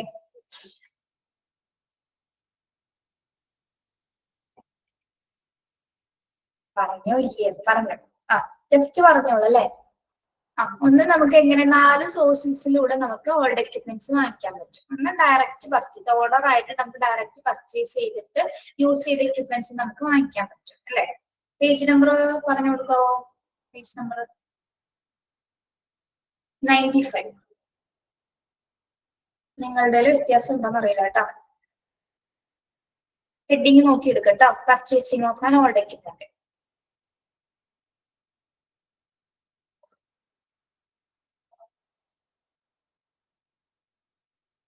നമുക്ക് ഓണറിൽ നിന്ന് നേരിട്ട് പർച്ചേസ് ചെയ്യാൻ പറ്റും പഴയ എക്യുപ്മെന്റ്സുകൾ യൂസ് ചെയ്തിട്ടുള്ളത്. ഓക്കെ, അപ്പൊ അവരുടെ കയ്യിൽ നിന്ന് കറക്റ്റ് ഡീറ്റെയിൽസ് ഒക്കെ വാങ്ങിച്ചിട്ട് നമുക്ക് ആ എക്യുപ്മെന്റ്സ് വാങ്ങിക്കാനായിട്ട് സാധിക്കും. പിന്നെ used or old equipment dealers, അതായത് ഈ പഴയ എക്യുപ്മെന്റ്സുകൾ മാത്രം വിൽക്കുന്ന ആൾക്കാരുണ്ടാവും അല്ലെ? അതിനൊരു ഡീലേഴ്സ് ഉണ്ടായിരിക്കും. അപ്പൊ അവരുടെ കയ്യിൽ എന്താണ്, അതായത് warranty for a short period 2 types of equipment received from them, rebuilt and reconditioned equipments. അപ്പൊ ഈ എക്യുപ്മെന്റ് ഓൾഡ് എക്യുപ്മെന്റ് ഡീലേഴ്സ് നമുക്ക് എന്താണ്, ഒരു ഷോർട്ട് പീരീഡ് വാറണ്ടിയുടെ ഉള്ളില് ആക്കിയില്ലേ?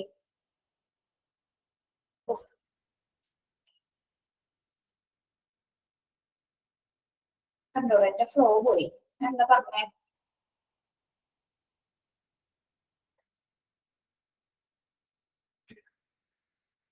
യെസ്, എന്താ എന്തെങ്കിലും ചോദിച്ചു കഴിഞ്ഞാൽ പോവില്ലേ? ഓക്കെ, ഒന്നാമത് നിങ്ങൾക്ക് അറിയാലോ ഇതൊരു പ്രത്യേക ചാപ്റ്റർ ആണ് അല്ലെ. നിനക്ക് എന്നെ ബുദ്ധിമുട്ടില്ല ഇത് പഠിക്കാനായിട്ട്. ഒരു ഇൻട്രസ്റ്റ് ഇല്ലാത്തൊരു ചാപ്റ്റർ ആണ്. നമ്മൾ ഒരു കണക്കിനാണ് ഇതിങ്ങനെ കൊണ്ടുകൊണ്ടിരിക്കുന്നത് അല്ലെ. ഓക്കെ, അപ്പൊ ഓൾഡ് ഡീലേഴ്സിൽ നിന്ന് നമുക്ക് എന്താണ് എക്യുപ്മെന്റ്സ് വാങ്ങിക്കാൻ പറ്റും. ഓക്കെ, അത് എങ്ങനെയുള്ള മെറ്റീരിയൽസ് ആയിരിക്കും? തന്നെ റീകണ്ടീഷൻ ചെയ്തിട്ടുള്ള എക്യുപ്മെന്റ്സ് ആയിരിക്കും, റീബിൽഡ് ചെയ്തിട്ടുള്ള എക്യുപ്മെന്റ്സ് ആയിരിക്കും ഉണ്ടായിരിക്കും. പിന്നെ ബ്രോക്കേഴ്സിൽ നിന്ന് നമുക്ക് വാങ്ങിക്കാൻ പറ്റും. ആക്ഷണറീസ് എന്ന് പറഞ്ഞാൽ ലേലക്കാരിൽ നിന്ന്. അതായത് for risky sources there will be no warranty. ഈ ലേലക്കാരിൽ നിന്ന് നമുക്ക് പഴയ ഉപകരണങ്ങൾ വാങ്ങിക്കാൻ പറ്റും. ശരിക്കും പറഞ്ഞാൽ ഒരു വാറന്റി ഇല്ല അല്ലെ. കുറച്ച് റിസ്ക് പിടിച്ചിട്ടുള്ള ഒരു സോഴ്സ് ആണ് ഇത്. ലേലം വാങ്ങിച്ചു കഴിഞ്ഞാൽ പിന്നെ നമ്മൾ എന്താണ് നമ്മുടെ കയ്യിലായത് നമ്മുടെ തലയിലാവാനൊക്കെ ഉണ്ട് അല്ലെ. ഓക്കെ, അപ്പൊ പഴയ സാധനങ്ങൾ പഴയ എക്യുപ്മെന്റ്സ് നമുക്ക് 4 സോഴ്സസിലൂടെ വാങ്ങാം എന്നാണ് ഇവിടെ പറയുന്നത്.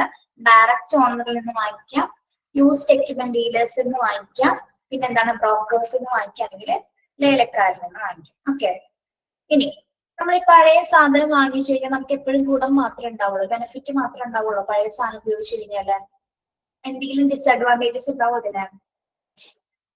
ഉണ്ട് അല്ലേ. ഉപയോഗിച്ച സാധനം തന്നെയല്ലേ നമ്മൾ വാങ്ങിക്കുന്നത്. അതെ, അതായത് disadvantages in buying an old equipment. Okay, അപ്പൊ അതിന്റെ ഡിസ്അഡ്വാൻറ്റേജസ് എന്തൊക്കെയാണെന്ന് നോക്കാം. ഓൾഡ് എക്യുപ്മെന്റ്സ് വാങ്ങുന്ന സമയത്ത് ഒന്ന്, economic life period of particular equipment cannot be estimated. Then no after sale service, maintenance charge high. Economic life period എന്ന് പറഞ്ഞാൽ അതായത് നമ്മൾ വാങ്ങിച്ച ഉപകരണം അവർ എത്ര നാൾ ഉപയോഗിച്ചിട്ടുണ്ടെന്ന് നമുക്ക് അറിയാൻ പറ്റില്ല അല്ലെ. എത്ര നാൾ ഉപയോഗിച്ചിട്ടുണ്ടെന്ന് നമുക്ക് പറയാൻ പറ്റില്ല. നമ്മൾ വാങ്ങിച്ച പഴയ സാധനം അതവർ എത്ര നാൾ ഉപയോഗിച്ചിട്ടുണ്ടെന്ന് നമുക്ക് ചിലപ്പോൾ അറിയാൻ പറ്റില്ല. ഓക്കെ, അത് അതിന്റെ ഒരു ഡിസ്അഡ്വാൻറ്റേജ് ആണ്. Okay, then no after sale service. എന്താണ് നോ ആഫ്റ്റർ സെയിൽ സർവീസ്? പിന്നീട് നമുക്കിത് വാങ്ങിക്കാൻ പറ്റുമോ? നമുക്ക് ഇത് പിന്നീട് കുറച്ച് വെക്കാൻ പറ്റുമോ ഇതേ സാധനം തന്നെ? പറ്റോ? ഇല്ല. അതേപോലെ തന്നെ മെയിൻ്റനൻസ് ചാർജ് ഹൈ ആയിട്ടുള്ളൂ. ഈ പഴയ സാധനം നമ്മൾ പിന്നെയും പിന്നെ റിപ്പയറിങ് ചെയ്ത് തുടങ്ങി എന്താണ് നമ്മുടെ കയ്യിൽ നിന്ന് തന്നെ ആയിരിക്കും പണം വെറുതെ പോയിക്കൊണ്ടിരിക്കും. മെയിൻ്റനൻസ് ചെയ്യാനായിട്ടുള്ള ചാർജ് ഹൈ ആയിരിക്കും അല്ലെ. ഓക്കെ, ദെൻ അപ്പൊ അതൊക്കെയാണ് എന്താ ഓൾഡ് എക്യുപ്മെന്റ്സ് നമ്മൾ വാങ്ങിക്കുമ്പോഴുള്ള പരിണിത ഫലങ്ങൾ എന്ന് പറയുന്നത്, ഡിസ്അഡ്വാൻറ്റേജസ് എന്ന് പറയുന്നത്. ഒരൊറ്റ മിനിറ്റ് നിങ്ങളതൊന്ന് വായിച്ചു നോക്കിയേ.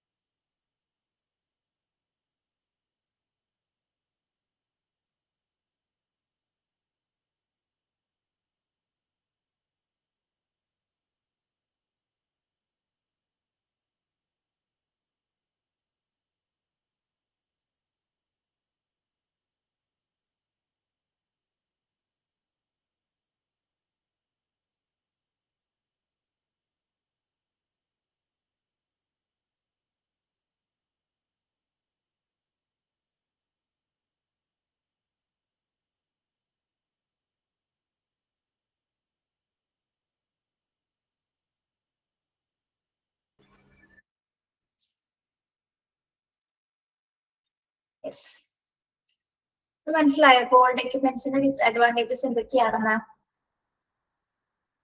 നെക്സ്റ്റ് വരുന്നത് leasing of an equipment. Leasing of an equipment teacher പറയുന്നത് കേൾക്കുന്നില്ലേ നിങ്ങള്? കേൾക്കാലോ. ലീസിംഗ് ഓഫ് ആൻ എക്യുപ്മെന്റ് എന്താണ് ലീസിംഗ്? ലീസിംഗ് കേട്ടിട്ടുണ്ടോ? എന്താണ് പറ? പാട്ടം അല്ലെ. Leasing is a process by which the right to handle an equipment changes, but ownership does not changes. It is between lessor, person who give equipment for lease, and lessee, person who acquire a particular equipment. അപ്പോൾ leasing process എന്ന് പറഞ്ഞാൽ എന്താണ്? നമ്മളൊരു ഉപകരണം കൈകാര്യം ചെയ്യുന്നതിനുള്ള അവകാശം മാറുന്ന ഒരു പ്രക്രിയയാണ് എന്ത്? ലീസിംഗ് എന്ന് പറയുക, അഥവാ പാട്ടത്തിനെടുക്കുക എന്ന് നമ്മൾ പറയുന്നത് അല്ലെ. അതായത് നമ്മളൊരു ഉപകരണം കൈകാര്യം ചെയ്യുന്നതിനുള്ള അവകാശം കൈമാറുന്ന ഒരു പ്രോസസ്സാണ് എന്താ ലീസിംഗ് എന്ന് പറയുന്നത്. അപ്പൊ ഇവിടെ 2 ആൾക്കാർ വരുന്നുണ്ട് ലീസിംഗ് പ്രോസസ്സിൽ. ആരൊക്കെയാണ്? ഒന്ന് ലെസറും lessee. Lessor and lessee. Lessor എന്ന് പറയുന്ന ആരാണ്? Lessor person who gives equipment for lease. Lessor എന്ന് പറയുന്ന ആരാണ്? ആരാണ്? പാട്ടത്തിന് ആ ഉപകരണം നൽകുന്ന വ്യക്തിയാണ്, ആ ഉപകരണം കൊടുക്കുന്ന ഉടമസ്ഥനാണ് ആള് ലെസ്സർ എന്ന് പറയുന്നത്. അപ്പൊ ലെസ്സി ആരായിരിക്കും? Person who acquire A particular equipment. Lessee എന്ന് പറയുന്ന ആരാണ്? ലെസ്സർ എന്ന് പറയുന്നത് അതിന്റെ ഉടമസ്ഥനാണ് അല്ലെ, അതിന്റെ പാട്ടത്തിന് ഉപകരണം നൽകുന്ന വ്യക്തിയാണ്, അയാളുടെ ഉടമസ്ഥനാണ്. ഇത് കൈമാറുന്ന വ്യക്തിയാണ്, അല്ലെങ്കിൽ കൈമാറ്റം അല്ലെങ്കിൽ അത് അക്സെപ്റ്റ് ചെയ്യുന്ന വ്യക്തിയാണ് ആര്? ലെസ്സി എന്ന് പറയുന്നത്. അതായത് ഉപകരണം ഏറ്റെടുക്കുന്ന വ്യക്തിനെയാണ് നമ്മൾ എന്ത് പറയുന്നത്? ലെസ്സി എന്ന് പറയുന്നത്. മനസ്സിലായോ? ലെസ്സർ ആരാണ്? Person who give equipment for lease. ലീസിന് കൊടുക്കുന്ന ആളാണ് ലെസ്സർ. ഓക്കെ, അത് വാങ്ങിക്കുന്ന ആളാണ് ആരാ? ലെസ്സി. അത് പോരുത് കേട്ടോ. ഓക്കെ, പറഞ്ഞ മനസ്സിലായോ? ലെസ്സറും ആരാണെന്ന്, ലെസ്സിയും ആരാണെന്ന് മനസ്സിലായോ? പരീക്ഷയ്ക്ക് ചോദിക്കോട്ടോ, ശ്രദ്ധിച്ചേ. പറഞ്ഞേ. ആ, ഇറ്റ് ഇസ് ബിറ്റ്വീൻ ലെസ്സർ എന്ന് പറയുന്നതാണ് person who equipment for lease. പാട്ടത്തിന് കൊടുക്കുന്ന ആളെ ലെസ്സർ എന്നും അത് വാങ്ങിക്കുന്ന ആളാണ് ലെസ്സി എന്നാണ് പറയുന്നത്. ഓക്കെ, ഇനി അത്രയും ക്ലിയർ ആണല്ലേ? Leasing is done due to lack of funds for doing experiments. As a test run, നമ്മൾ ഈ പാട്ടത്തിന് എക്യുപ്മെന്റ്സ് വാങ്ങിക്കുന്നതിന്റെ ഉദ്ദേശം എന്താണ്? നമ്മളൊരു ടെസ്റ്റ് റണ്ണിന് വേണ്ടി ഒരു പരീക്ഷണാടിസ്ഥാനത്തിൽ നമ്മൾ ഇതൊക്കെ വാങ്ങിക്കുന്നത് അല്ലെ. Okay, as per the duration for this equipment is needed to avoid the huge lead time for temporary adjustment or when the capital equipment is available only on lease. ഇനി നമ്മൾ ഏതൊക്കെ സാഹചര്യത്തിലാണ് ഈ പാട്ടത്തിന് ഉപകരണങ്ങൾ എടുക്കുന്നത്? ഇത് എന്തിനു വേണ്ടിയിട്ടാണ്? ഒന്നല്ലെങ്കിൽ നമ്മളൊരു പരീക്ഷണാടിസ്ഥാനത്തിൽ, അല്ലെങ്കിൽ നമുക്ക് ഒരു ക്യാപിറ്റൽ എക്യുപ്മെന്റ് അന്വേഷിച്ചിട്ട് കിട്ടാത്ത സാഹചര്യത്തിൽ മാത്രമാണ് നമ്മൾ സാധനങ്ങൾ അല്ലെങ്കിൽ എക്യുപ്മെന്റ്സ് നമ്മൾ എന്തിനു വാങ്ങിക്കുന്നത്? ലീസിന് എടുക്കുന്നത് അല്ലെ. അതായത് ക്യാപിറ്റൽ എക്യുപ്മെന്റ് കുറെ അന്വേഷിച്ചിട്ട് നമുക്കത് കിട്ടാതെ വരുമ്പോഴാണ് നമ്മൾ അതിന് ലീസിന് എടുക്കുന്നത്. ഓക്കെ, മനസ്സിലായോ അത്? യെസ്, ഒരു ടെമ്പററി അഡ്ജസ്റ്റ്മെന്റിന് വേണ്ടി മാത്രമാണ് നമ്മൾ ഇത്തരം പ്രോസസ് ചെയ്യുന്നത്. Okay, then advantages of leasing. ലീസിംഗിന്റെ ഗുണങ്ങൾ എന്തൊക്കെയാണ്? Small initial outlay is required. Risk of obsolescence is lesser. Maintenance can be done by both lessor and lessee. Procurement of the equipment lead time is lesser. Advantages of leasing എന്തൊക്കെയാണ്? പാട്ടത്തിന് എടുക്കുന്നതിന്റെ ഉപയോഗങ്ങൾ, അതിന്റെ advantage, ഗുണങ്ങൾ എന്തൊക്കെയാണ്? നമുക്കൊരു കുറഞ്ഞ initial പ്രൈസിൽ ഒരു ചെറിയ മുതൽ മുടക്ക് കൊണ്ട് നമുക്കിത് വാങ്ങിക്കാൻ പറ്റും അല്ലെ. അതേപോലെ തന്നെ എന്താണ്? പക്ഷെ risk of obsolescence is lesser. എന്താണ് ഒബ്സലൻസസ് എന്ന് പറയുന്നത്? റിസ്ക് ഓഫ് ഒബ്സലൻസസ് എന്ന് പറയുന്നത് കാലഹരണപ്പെടുക എന്ന് പറഞ്ഞാൽ എന്താ? കാലഹരണപ്പെടുക.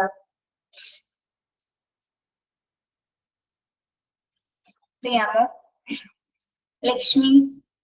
കാലഹരണപ്പെടുക എന്ന് പറഞ്ഞാൽ എന്താ?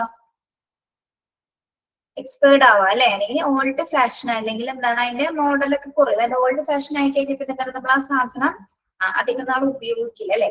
ഓക്കെ, പിന്നെ അതേപോലെ തന്നെ എന്താണ്? Maintenance can be done by both lessor and lessee and procurement of the equipment lead time is lessor. പിന്നെ എന്താണ് പറയുന്നത്? ഇതിന്റെ മറ്റുപകാരങ്ങൾ എന്താണ്?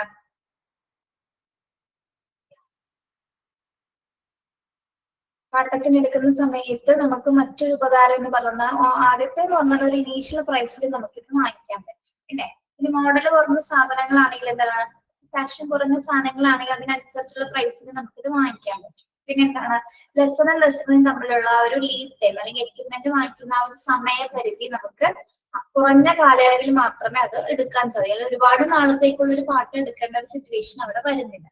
ഓക്കെ, അതായത് കുറഞ്ഞ ടൈം കൊണ്ട് നമുക്ക് ആ വാങ്ങിച്ച ഉപകരണം ഉപയോഗിക്കാവുന്ന രീതിയിൽ നമുക്കതിനെ ഉപയോഗിക്കാൻ സാധിക്കും. അതാണ് അഡ്വാൻറ്റേജസ് ഓഫ് ലീസിംഗ് എന്ന് പറയുന്നത്, പാട്ടത്തിന് എടുക്കുന്നതിന്റെ പ്രധാന ഗുണങ്ങൾ എന്ന് പറയുന്നത്. പിന്നെ എന്താണ് ഇതിൽ സൂചിപ്പിക്കുന്നത്? ഔട്ട്ലേ എന്ന് പറയുന്നത്. ഔട്ട്ലേ എന്താണ്?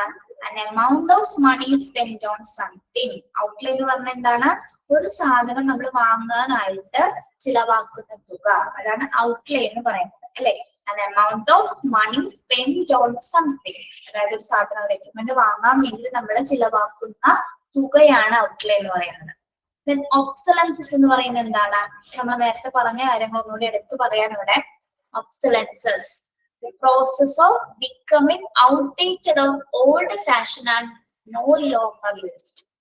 ഒബ്സലൻസ് മീൻസ് കാലഹരണപ്പെട്ട അല്ലെങ്കിൽ നമ്മുടെ എക്സ്പയറി ഡേറ്റ് അങ്ങനെ ഔട്ട്ഡേറ്റഡ് ആയിട്ടുള്ള മെറ്റീരിയൽസ് നമ്മൾ പറയില്ലേ, അതായത് എന്താണ് ഉദ്ദേശിക്കുന്നത്, കാലഹരണപ്പെട്ടതോ അല്ലെങ്കിൽ ഓൾഡ് ഫാഷൻസ് ആയിട്ടുള്ള അവസ്ഥ അല്ലെങ്കിൽ ഒരു ഉപകരണം ഉപയോഗിക്കാൻ പറ്റാത്ത സിറ്റുവേഷൻ ആണ് എന്ത് ഒബ്സലൻസസ് എന്ന് പറയുന്നത്. അതായത് അതിന്റെ കംപ്ലീറ്റ് ആയിട്ടുള്ള എക്സ്പയറി ഡേറ്റ് കഴിഞ്ഞ ആ സാധനം നമുക്ക് ഉപയോഗിക്കാനേ സാധിക്കില്ല. Okay, yes. അത്തരം സന്ദർഭങ്ങളിൽ അല്ലെങ്കിൽ നമ്മൾ ഏറ്റവും മുതൽ മുടക്ക് കുറഞ്ഞ സാധനങ്ങൾ മാത്രമാണ് നമ്മൾ മാക്സിമം പാട്ടത്തിനായിട്ട് വാങ്ങിക്കുന്നത്, അല്ലെങ്കിൽ ക്യാപിറ്റൽ എക്യുപ്മെന്റ്സ് കിട്ടാത്ത സാഹചര്യത്തിൽ മാത്രമാണ് നമ്മൾ ലീസിങ്ങിനായിട്ട് ചെറിയ എക്യുപ്മെന്റ്സുകൾ വാങ്ങിക്കുന്നത്. ഓക്കെ, അത് ഓൾഡ് ഫാഷൻ ആയിക്കോട്ടെ, അത്തരം സിറ്റുവേഷൻസിൽ എന്താണ് നമുക്ക് ചെറിയൊരു മുതൽ മുടക്കിലൂടെ നമുക്കത് വാങ്ങിക്കാനായിട്ട് സാധിക്കും. ഓക്കെ, ഇനി ഇതിന്റെ ഡിസ്അഡ്വാൻറ്റേജസ് എന്തൊക്കെയാണ്? ഡിസ്അഡ്വാൻറ്റേജസ്, ലീസിങ്ങിന്റെ ഡിസ്അഡ്വാൻറ്റേജ്, നമ്മൾ പാട്ടത്തിന് എടുക്കുന്നതിന്റെ ഡിസ്അഡ്വാൻറ്റേജസ് എന്തൊക്കെയാണ്? ഇതിന്റെ കൺട്രോൾ ആരുടെ കയ്യിലായിരിക്കും? നമ്മൾ പാട്ടത്തിന് വാങ്ങിക്കുന്ന സാധനത്തിന്റെ കൺട്രോൾ, ആ എക്യുപ്മെന്റിന്റെ കൺട്രോൾ ആരുടെ കയ്യിലായിരിക്കും? ആരുടെ കയ്യിലായിരിക്കും? ലെസറിന്റെ കയ്യിലായിരിക്കും അല്ലെ? Lessor who control the equipment, അതായത് അദ്ദേഹത്തിന്റെ കയ്യിലായിരിക്കും കംപ്ലീറ്റ് അവകാശം ഉണ്ടായിരിക്കുക. ഓക്കെ, മാത്രമല്ല lessor has access to equipment inspection, lessor has the right to seize the lease period. എന്താണ്? അതായത് അദ്ദേഹത്തിന്റെ, അതായത് ഈ ഉടമസ്ഥാവകാശം അല്ലെങ്കിൽ ലെസറിന്റെ അദ്ദേഹത്തിന്റെ ഒരു ഉത്തരവില്ലാതെ അല്ലെങ്കിൽ അദ്ദേഹത്തിന്റെ നിർദ്ദേശപ്രകാരമല്ലാതെ നമുക്ക് ആ വസ്തുവിനെ അല്ലെങ്കിൽ ആ ഒരു മെറ്റീരിയൽ ഒന്നും ചെയ്യാനായിട്ട് സാധിക്കില്ല അല്ലെ? അതായത് ലീസിംഗിൽ പറഞ്ഞിരിക്കുന്ന റൂൾസ് ഒക്കെ അനുസരിച്ചിട്ടായിരിക്കില്ല നമ്മൾ പാട്ടത്തിന് കുറച്ച് കരാറുണ്ടോ, ആ കരാറ് പറഞ്ഞ സ്ഥിതിക്കായിരിക്കുള്ളൂ നമ്മളത് അറേഞ്ച് ചെയ്തിട്ടുണ്ടായിരിക്കും. അപ്പൊ അവര് പറഞ്ഞ രീതിയിൽ തന്നെ ആയിരിക്കണം ആ കരാറ് നിലനിർത്തേണ്ടത്. ഓക്കെ, അത് ആർക്ക് സാധിക്കും? ലെസർ അല്ലെ? ലെസർ എന്ന് വെച്ചാൽ ഉടമസ്ഥാവകാശം ഉള്ള ആൾക്ക് മാത്രമേ അത് ആ രീതിയിൽ ഉപയോഗിക്കാനായിട്ട് സാധിക്കൂ.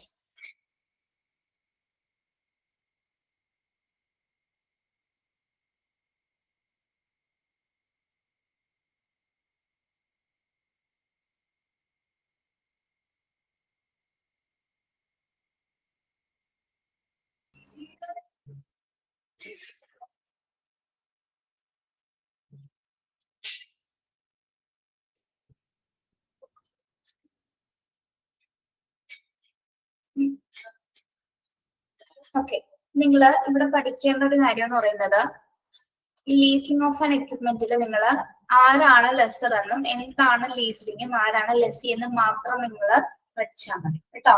എന്നാൽ ആ മറ്റു അഡ്വാൻറ്റേജസിൽ നിന്നോ ഡിസ്അഡ്വാൻറ്റേജസിൽ നിന്നോ ഒരു ക്വസ്റ്റ്യൻസും വരുന്നില്ല കേട്ടോ. ഇത് മാത്രം പഠിച്ചു വെക്കാം.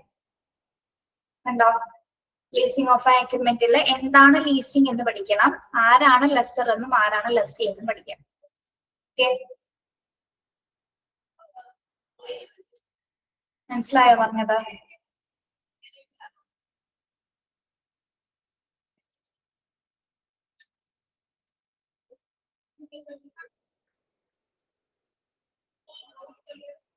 Next, selection and procurement of equipment.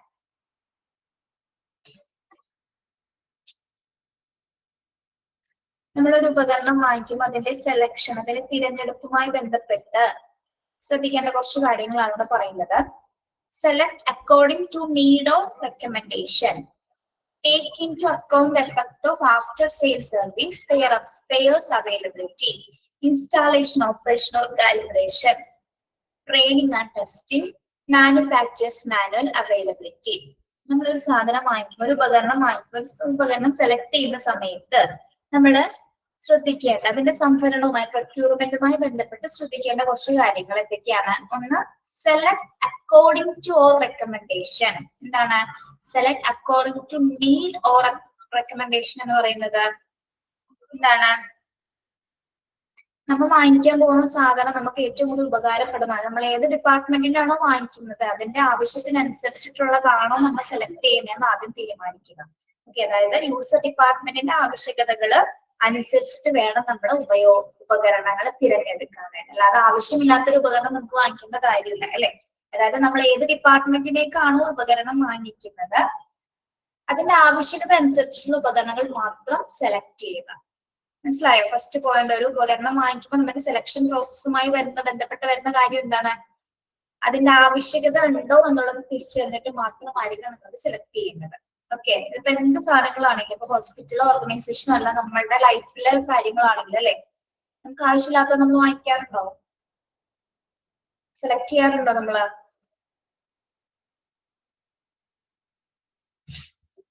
എന്താണ് പിള്ളേരെ, എന്തെങ്കിലും പറയേ? നോ. ഇൻ കേസ് നമ്മുടെ ലൈഫ് പാർട്ട്ണറെ പോലും നമ്മള് സൂക്ഷിച്ചും കണ്ടാണ് സെലക്ട് ചെയ്യുന്നത് അല്ലെ? അല്ലേടോ? ആണോ? അല്ലെ, ഏറ്റവും കൂടുതൽ ശ്രദ്ധ കൊടുക്കേണ്ട ഒരു മേഖലയാണ് അല്ലെ നമ്മുടെ മാരേജ് എന്ന് പറയുന്നത്. അവിടെ സെലക്ഷൻ ഇമ്പോർട്ടന്റ് ആണ്. ഓക്കെ, യെസ്, അത് തന്നെ ഇവിടെ മെറ്റീരിയൽസിന്റെ കാര്യത്തിൽ. നെക്സ്റ്റ് പോയിന്റ് എന്ന് പറയുന്നത് എന്താണ്? ടേക്ക് ഇൻ ടു, ഇതിപ്പോ മാരേജ് കഴിഞ്ഞവർക്ക് അറിയാൻ പറ്റുണ്ടോ? കഴിയാത്തവരും ശ്രദ്ധിക്കുക. കല്യാണം കഴിക്കാത്തവരുണ്ടെങ്കിലും സെലക്ഷൻ എന്നത് ഏറ്റവും ഇമ്പോർട്ടന്റ് ആയിട്ടുള്ള കാര്യമാണ്. നല്ല പെർഫെക്റ്റ് പാർട്ട്ണർ തന്നെ സെലക്ട് ചെയ്യാം. പക്ഷെ പെർഫെക്റ്റ് ആയിട്ടോ എല്ലാവരും കിട്ടില്ലടോ അല്ലെ? എല്ലാവർക്കും വേരിയേഷൻസ്, അപ്പ് ആൻഡ് ഡൗൺസ് ഒക്കെ ഉണ്ടായിരിക്കും. അതൊക്കെ അഡ്ജസ്റ്റ് ചെയ്ത് പോകുമ്പോഴാണ് മാരേജ് ലൈഫ് ബ്യൂട്ടിഫുൾ ആവുന്നത്. ഓക്കെ, അപ്പൊ പെർഫെക്റ്റ് ആയിട്ട് സെലക്ഷൻ കിട്ടണമെന്നില്ല. പിന്നെ നമുക്ക് ലക്ക് പോലെ ഇരിക്കും അല്ലെ? അതിപ്പോ അത് ഓരോരുത്തരുടെ ലൈഫ് പോണ പോലെ ഇരിക്കും. സിറ്റുവേഷൻ ബേസ്ഡ് ആണ് നമ്മുടെ ജീവിതം എന്ന് പറയുന്നത് അല്ലെ? ഓക്കെ, സെലക്ട് ചെയ്യുമ്പോൾ സൂക്ഷിച്ച് സെലക്ട് ചെയ്യാം. കല്യാണം കഴിക്കാത്തവരുണ്ടോ നമ്മുടെ ക്ലാസ്സില്? ഉണ്ടോ? കല്യാണം കഴിക്കാത്തവരുണ്ടോ? ഉണ്ട്. അതിലൊന്നും കല്യാണം കഴിച്ചിട്ടില്ല. കഴിക്കുന്നുണ്ടോ? കഴിക്കുന്നുണ്ടോ? ഇൻട്രസ്റ്റിംഗ് സബ്ജക്ട് മാരേജ് അല്ലെ? മെറ്റീരിയൽസ് മാനേജ്മെന്റിന്റെ ഇടയ്ക്ക് ഒരു മാരേജ് എന്നൊരു ടോപ്പിക് വന്നു. ടൈം ആകട്ടെ, കഴിക്കും. ഇഷ്ടമുണ്ടെങ്കിൽ കഴിക്കുക, ഇഷ്ടമുണ്ടെങ്കിൽ കഴിക്കണ്ട, അത്രേ ഉള്ളൂ. അതൊക്കെ നമ്മുടെ ഇഷ്ടമാണ് അല്ലെ?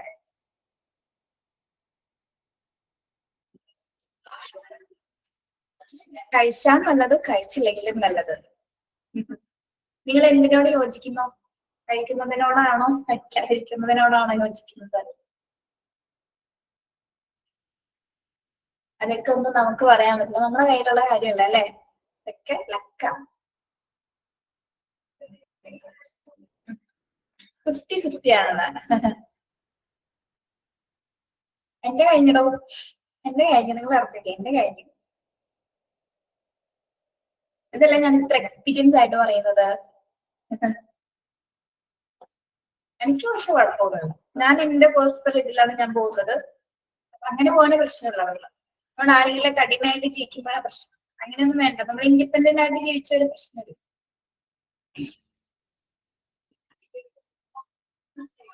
ഓക്കെ, സിന്ദൂരം തൊട്ടിട്ടില്ലാമോ? ഷഹബിൻ എന്തൊക്കെ ശ്രദ്ധിക്കുന്നുണ്ട്? സിന്ദൂരം തൊട്ടിട്ടില്ല. തൊടാറുണ്ടല്ലോ, ഞാനൊക്കെ തൊടാറുണ്ട്. ശ്രദ്ധിക്കാറുണ്ടായിരിക്കും. ഇപ്പൊ നമ്മൾ എന്തുകൊണ്ടാണ് ഇതിലേക്ക് വന്നത്? സെലക്ഷൻ എന്ന് പറഞ്ഞല്ലോ അല്ലെ? Okay, yes. അപ്പൊ സെലക്ട് ചെയ്യുമ്പോൾ എന്താണ്? നമ്മുടെ ആവശ്യം അനുസരിച്ച് അതിൽ ആവശ്യമുണ്ടോ എന്നുള്ളത് കൃത്യമായിട്ട് അനലൈസ് ചെയ്തിട്ട് നമ്മൾ സെലക്ട് ചെയ്യാനായിട്ട്. Next, take into account the effect of after sale service and spare availability. Next എന്താണ് നോക്കേണ്ടത്? നമ്മൾ വാങ്ങിക്കുന്ന സാധനത്തിന് എന്താണ് ആഫ്റ്റർ സെയിൽസ് സർവീസസ് ഉണ്ട്, അതിന്റെ സ്പെയറുകൾ അവൈലബിൾ ആണോ നോക്കി നമ്മൾ ഏത് മെറ്റീരിയൽ ആണോ അത് വാങ്ങിക്കുന്ന സമയത്ത് പ്രത്യേകം ശ്രദ്ധിക്കാം. സ്പെയർ ഇല്ലാത്തതാണെങ്കിൽ എന്താണ് കുറച്ച് ബുദ്ധിമുട്ടായിരിക്കും. കാരണം ചിലപ്പോൾ നമ്മൾ നേരത്തെ പഠിച്ച പോലെ ചിലപ്പോൾ പുറത്തുനിന്നൊക്കെ കൊണ്ടുവരേണ്ട സ്പെയർ പാർട്സ് ഒക്കെ ആണെങ്കിൽ അത് വാങ്ങിക്കുന്ന സമയത്ത് ബുദ്ധിമുട്ടായിരിക്കും. അപ്പോൾ നമ്മളത് ഒരു പ്രൊഡക്റ്റ് വാങ്ങുന്ന സമയത്ത് എന്താണ് അതിന്റെ സെയിൽസ് സർവീസസ് കൊടുക്കുന്നുണ്ട്, അതിന്റെ സ്പെയർ ഒക്കെ അവൈലബിൾ ആണോ എന്ന് നോക്കിയിട്ട് വാങ്ങും. Okay, installation, operation and calibration. Installation, operation or calibration എന്താണ്?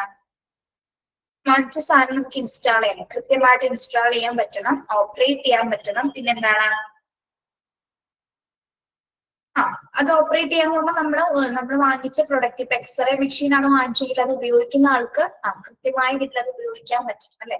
അതായത് ജീവനക്കാർക്ക്, സ്റ്റാഫുകൾക്ക് കൃത്യമായ രീതിയിൽ ഇൻസ്റ്റാൾ ചെയ്ത പ്രൊഡക്റ്റ് നല്ല രീതിയിൽ ഉപയോഗിക്കാൻ പറ്റുന്നുണ്ടോ എങ്കിൽ മാത്രം നമുക്കതിനെ നല്ല രീതിയിൽ നമ്മൾ അതിനെ സെലക്ട് ചെയ്ത് നമുക്ക് പറയാൻ പറ്റും. Okay, yes. അതായത് അവർക്ക് കൂടി, ജീവനക്കാർക്ക് കൂടി കൃത്യമായിട്ടുള്ള ട്രെയിൻ ചെയ്ത് കൊടുത്തിട്ടായിരിക്കും അതിന്റെ ഓപ്പറേഷൻസ് ഒക്കെ നമ്മൾ നടത്തേണ്ടത്. ദെൻ അടുത്തത് training and testing. Training and testing എന്താണ്? ട്രെയിനിങ് ആൻഡ് ടെസ്റ്റിംഗ്, വാങ്ങിച്ച ഉപകരണം നമ്മൾ എന്ത് ചെയ്യണം? ടെസ്റ്റ് ചെയ്ത് നോക്കണം അല്ലെ? അതായത് ഡാമേജ്ഡ് ആയിട്ടുണ്ടോ, ക്വാളിറ്റി കുറവുണ്ടോ, വർക്ക് ചെയ്യുന്നുണ്ടോ, പ്രോപ്പർ വർക്കിംഗ് കണ്ടീഷൻ ആണോ എന്നൊക്കെ കൃത്യമായിട്ട് അനലൈസ് ചെയ്യാം. ഓക്കെ, അതുകൂടി നോക്കിയിട്ട് വേണം അത് സെലക്ട് ചെയ്യാനായിട്ട്. പിന്നെ manufacturers manual availability. Manufacturers manual availability എന്താണ്? മാനുവൽ അവൈലബിലിറ്റി ഉണ്ടോ എന്ന് നോക്കണം എന്ന് പറയുന്നത് എന്താ? മാനുവൽ അവൈലബിലിറ്റി എന്ന് പറഞ്ഞാൽ എന്താണ്? എന്താണ് മാനുവൽ അവൈലബിലിറ്റി? ഈ സാധനത്തിൽ എന്തെങ്കിലും തകരാറ് വന്നു കഴിഞ്ഞാൽ ഇത് നന്നാക്കണ്ടേ നമുക്ക്, അല്ലേ? യെസ്. അപ്പൊ അത് മാനുവൽ അവൈലബിലിറ്റി നന്നാക്കാനായിട്ടുള്ളത് എന്തെങ്കിലും റിപ്പയറിങ് വന്നു കഴിഞ്ഞാൽ നമുക്കത് എന്ത് ചെയ്യണം? അത് ക്ലിയർ ചെയ്യാനായിട്ടുള്ള സോഴ്സസ് കൂടി കണ്ടെത്തിയിട്ട് വേണം നമ്മൾ ഒരു എക്യുപ്മെന്റ് നമ്മൾ സെലക്ട് ചെയ്യാനായിട്ട്. അപ്പോൾ ഒരു സാധനം വാങ്ങിക്കുന്ന സെലക്ട് ചെയ്യുന്ന സമയത്ത് ഇത്തരം കാര്യങ്ങൾ നമ്മൾ ശ്രദ്ധിക്കേണ്ടതുള്ളത്. ഒന്ന്, നമ്മൾ വാങ്ങിക്കുന്ന ഡിപ്പാർട്ട്മെന്റിന് കൃത്യമായിട്ട് ആവശ്യമുണ്ട് അത്. പിന്നെ അതിന്റെ സ്പെയർ പാർട്സ് അവൈലബിൾ ആണ്, അത് കൃത്യമായിട്ട് ഇൻസ്റ്റാൾ ചെയ്യാൻ പറ്റണം. ഇൻസ്റ്റാൾ ചെയ്യുന്ന സമയത്ത് അത് കൃത്യമായിട്ട് ഓപ്പറേറ്റ് ചെയ്യാൻ പറ്റുന്നുണ്ടോ, അത് കൃത്യമായിട്ട് ഒന്ന് ട്രെയിൻ ചെയ്ത് നോക്കുക, ടെസ്റ്റ് ചെയ്ത് നോക്കുക, എന്തെങ്കിലും തരത്തിലുള്ള മിസ്റ്റേക്സുകൾ ഉണ്ടോ. ഇനി ഇതിൽ കേടുപാട് വന്നത് ക്ലിയർ ചെയ്യാനായിട്ടുള്ള സ്റ്റാഫുകൾ അവൈലബിൾ ആണ് എന്ന് കൂടെയൊക്കെ നോക്കിയിട്ടാണ് ഹോസ്പിറ്റലിൽ പല മെറ്റീരിയൽസ് നമ്മൾ സെലക്ട് ചെയ്യുന്നത്. Okay.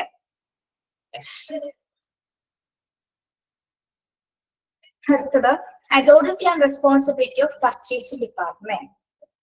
Authority and responsibility of purchasing department.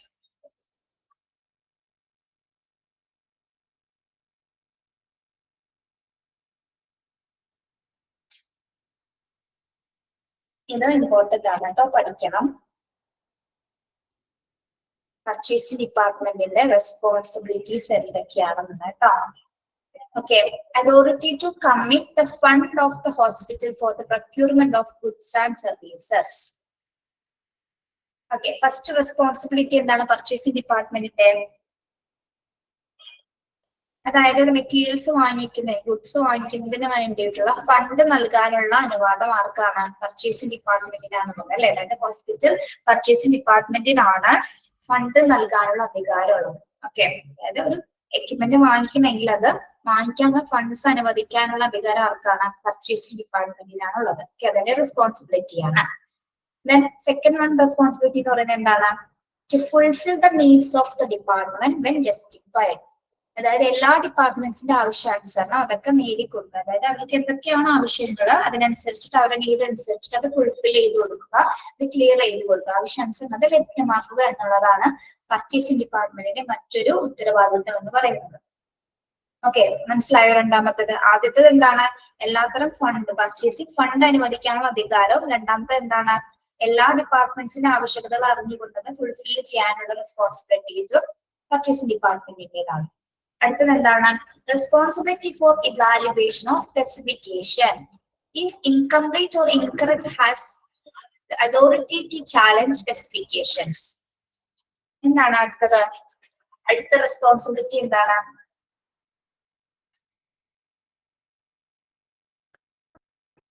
Responsibility for evaluation. നിങ്ങളൊന്ന് പറഞ്ഞത് പോയിന്റ് ഒന്ന് വായിച്ചു നോക്കിയിട്ട്.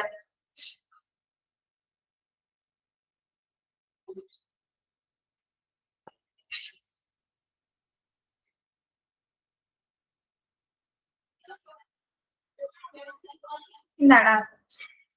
അതായത് പർച്ചേസിംഗ് ഡിപ്പാർട്ട്മെന്റിന്റെ ഏറ്റവും പ്രധാന റെസ്പോൺസിബിലിറ്റി എന്ന് പറയുന്നത് ഇവാലുവേറ്റ് ചെയ്യാൻ. അതായത് നമ്മളിപ്പോ ഓർഡർ ചെയ്ത് പർച്ചേസ് ചെയ്ത സാധനം വന്നു കഴിഞ്ഞാൽ അതിനെ കൃത്യമായിട്ട് അതിനെ ഇവാലുവേറ്റ് ചെയ്യാനും അതോടൊപ്പം തന്നെ എന്താണ് സ്പെസിഫിക്കേഷൻ സ്പെഷ്യൽ ആയിട്ടുള്ള ഐറ്റംസ് ഒക്കെ ഉണ്ടെങ്കിൽ അല്ലെങ്കിൽ എന്താണ് തെറ്റായ നമ്മൾ കൃത്യമായിട്ട് അതൊന്ന് വെരിഫൈ ചെയ്യണം. വന്ന സാധനങ്ങളിൽ എന്തെങ്കിലും തരത്തില് കേടുപാടുകൾ ഉണ്ടോ അല്ലെങ്കിൽ എന്താണ് എന്തെങ്കിലും തരത്തിലുള്ള മിസ്റ്റേക്സുകൾ ആ സാധനത്തിൽ വന്നിട്ടുണ്ട്, അതിൽ ചാലഞ്ചസ് നമ്മൾ നേരിടേണ്ടി വരുമോ, അതിലെ വന്ന മെറ്റീരിയൽസുമായി ബന്ധപ്പെട്ട് കൃത്യമായിട്ട് ഇവാലുവേഷൻ ചെയ്യാനുള്ള ഒരു കംപ്ലീറ്റ് റെസ്പോൺസിബിലിറ്റി മാർക്കാണ് പർച്ചേസിംഗ് ഡിപ്പാർട്ട്മെന്റിനാണ്. അതാണ് അവിടെ പറയുന്നത് കേട്ടോ. അതായത് കൃത്യമായിട്ട് ഇവാലുവേറ്റ് ചെയ്യാനും എന്തെങ്കിലും സ്പെസിഫിക് ആയിട്ടുള്ള ഐറ്റംസുമായി ബന്ധപ്പെട്ട് ഇപ്പൊ തെറ്റായിട്ടുള്ള ഐറ്റംസ് ആണ് വന്നിട്ട് ഓർഡർ ചെയ്ത ഐറ്റംസ് അല്ല വേറെ ഐറ്റംസ് ആണ് വന്നെങ്കിലും കറക്റ്റ് ആയിട്ടുള്ള ഐറ്റംസ് ആണ് വന്നെങ്കിലും അതിനെതിരെ ചോദ്യം ചെയ്യാനൊക്കെ ഉള്ള ഒരു റെസ്പോൺസിബിലിറ്റീസും പർച്ചേസിംഗ് ഡിപ്പാർട്ട്മെന്റിനാണ് ഉള്ളത് കേട്ടോ. Okay. Then responsibility to interview all vendor representatives and arrange for bidding or negotiation for goods and services. എന്താണ് അടുത്ത ഡ്യൂട്ടി എന്ന് പറയുന്നത്? അടുത്ത റോൾ എന്ന് പറയുന്നത് എന്താണ്? Responsibility to interview all vendor representatives and arrange for bidding or negotiation for goods and services.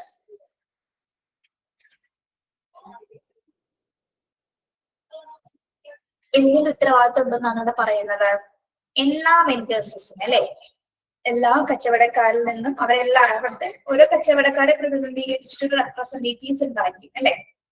അവരുമായിട്ട് കൃത്യമായിട്ട് അവരൊക്കെ ഇന്റർവ്യൂ ചെയ്യാനും അവരുമായിട്ടുള്ള ചർച്ച, ഗുഡ്സ് ആൻഡ് സർവീസസുമായി ബന്ധപ്പെട്ടിട്ടുള്ള എല്ലാത്തരം ചർച്ചകൾ നടത്താനുള്ള റെസ്പോൺസിബിലിറ്റീസ് പർച്ചേസിംഗ് ഡിപ്പാർട്ട്മെന്റിന്റെ ഉത്തരവാദിത്തത്തിൽ പെടുന്നതാണ്. ഓക്കെ, അതായത് പുതിയ എല്ലാത്തരം വെണ്ടർമാരുടെ റെപ്രസെന്റേറ്റീവുമായിട്ടുള്ള എല്ലാത്തരം ഗുഡ്സ് ആൻഡ് സർവീസസുമായി ബന്ധപ്പെട്ട് ചർച്ചകൾ നടത്താനുള്ള റെസ്പോൺസിബിലിറ്റീസ് ആർക്കാണ്? പർച്ചേസിംഗ് ഡിപ്പാർട്ട്മെന്റിന്റെ റെസ്പോൺസിബിലിറ്റിയാണ്. Okay, yes.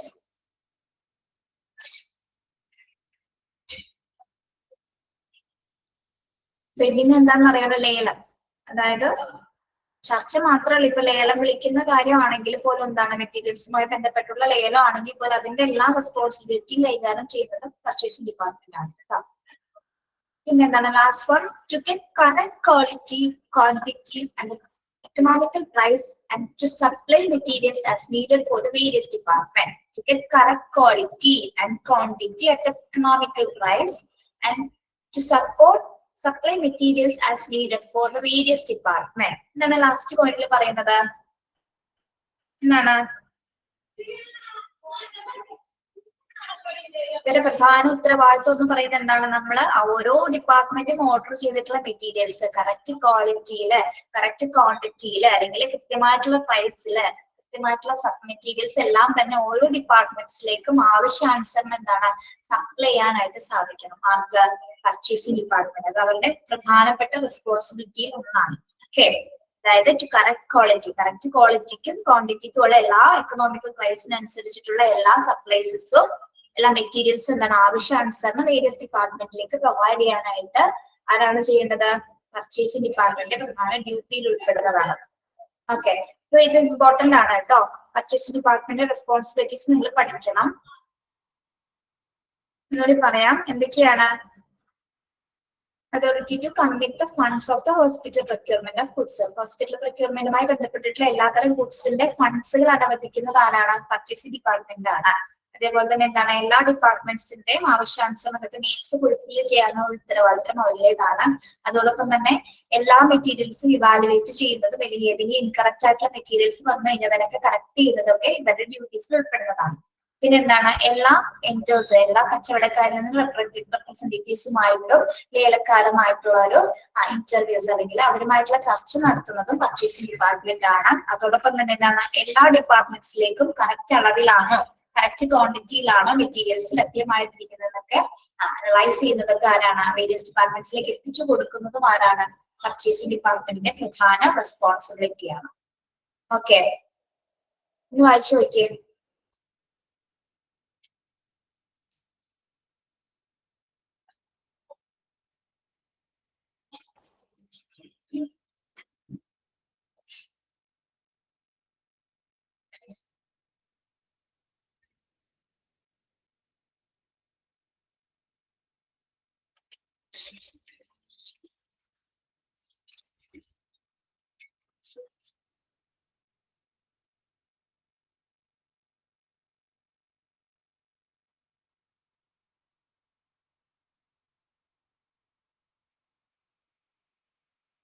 മനസ്സിലായോ?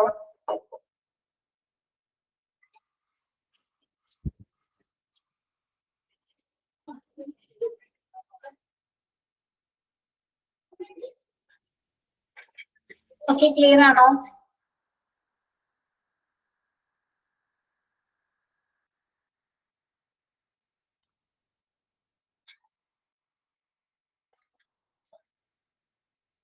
ഹലോ, കേൾക്കുന്നില്ലോ?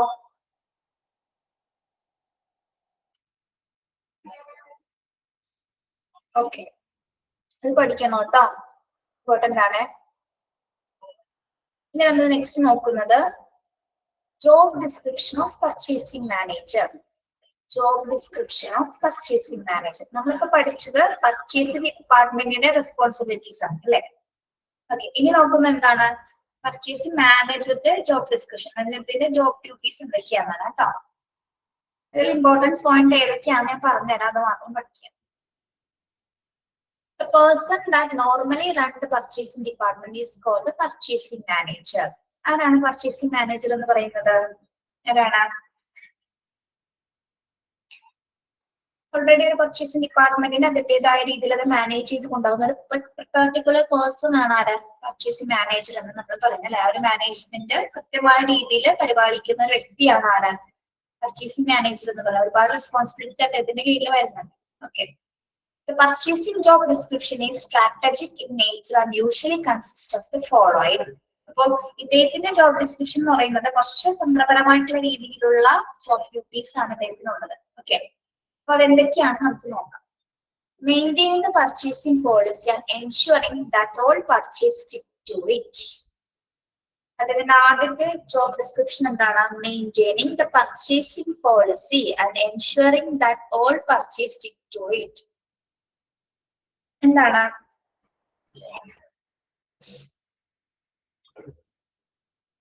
ഒരു പർച്ചേസിംഗ് പോളിസി അദ്ദേഹം എൻഷുർ ചെയ്തിട്ടുണ്ടായിരിക്കും. അതായത് എല്ലാത്തരം പർച്ചേസിങ്ങും ആ പോളിസിക്ക് അനുസൃതമായിട്ടാണോ അവിടെ മെയിൻറ്റെയിൻ ചെയ്യുന്നതെന്ന് അദ്ദേഹം കൃത്യമായിട്ട് ചെക്ക് ചെയ്യുന്നുണ്ടാവും. ഓക്കെ. അതായത് അദ്ദേഹം ഒരു എന്ത് പോളിസി നിർമ്മിച്ചിട്ടുണ്ടായിരിക്കും? ഒരു പർച്ചേസിംഗ് പോളിസി, അതായത് പർച്ചേസിംഗ് ഡിപ്പാർട്ട്മെന്റുമായി ബന്ധപ്പെട്ട് വരുന്ന പ്രോട്ടോകോൾസ് ആൻഡ് പോളിസീസ്. ഓക്കെ.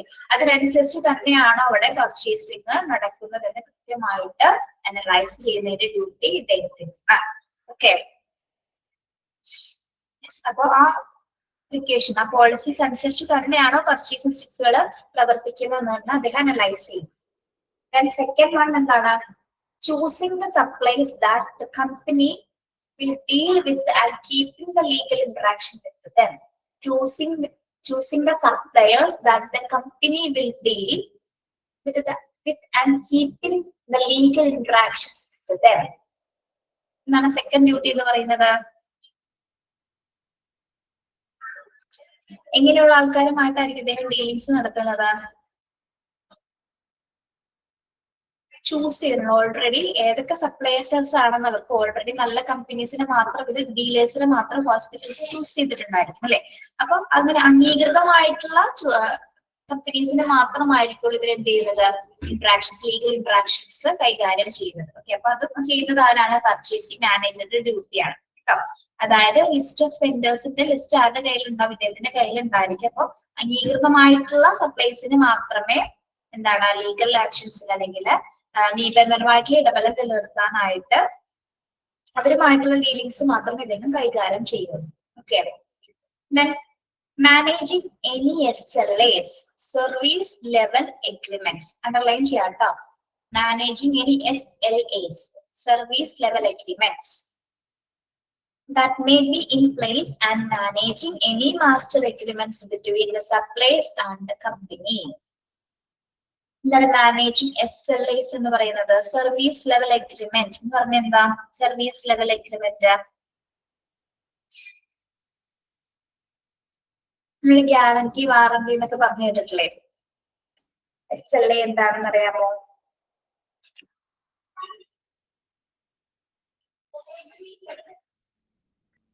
അന്ന് നോട്ട് ചെയ്യാട്ടോ നിങ്ങള്. ഗ്യാരണ്ടി എന്ന് പറയില്ല. അപ്പൊ SLA എന്താണെന്ന് നോട്ട് ചെയ്യിച്ചുള്ളൂ. SLA is a return agreement. എഴുതിയെടുക്കുക കേട്ടോ. SLA is a return agreement. അതായത് സർവീസ് ലെവൽ അഗ്രിമെന്റ് എന്ന് പറയുന്നത് ഒരു റിട്ടേൺ അഗ്രിമെന്റ് ആണ്. That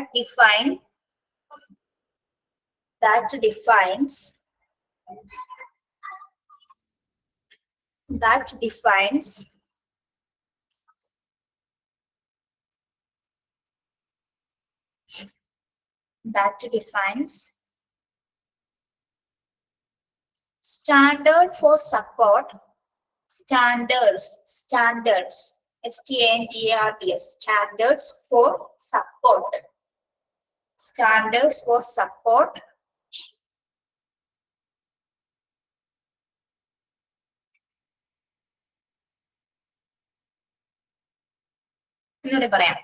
SLA is a return agreement. SLA is a return agreement that defines standards for support, standards four support. Support കഴിഞ്ഞിട്ട് ഒരു hyphen ഇടാം കേട്ടോ. Support കഴിഞ്ഞിട്ട് ഒരു ഹൈഫൺ ഇടാം.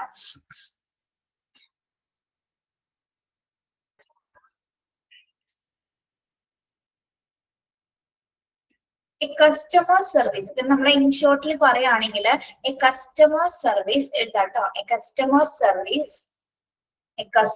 Service guarantee. റിട്ടേൺ അഗ്രിമെന്റ് എന്ന് പറയുന്നത് എന്താണ്? ഒരു കസ്റ്റമർ സർവീസ് ഗ്യാരണ്ടി ആണ് SLA എന്ന് പറയുന്നത് കേട്ടോ. A customer service guarantee.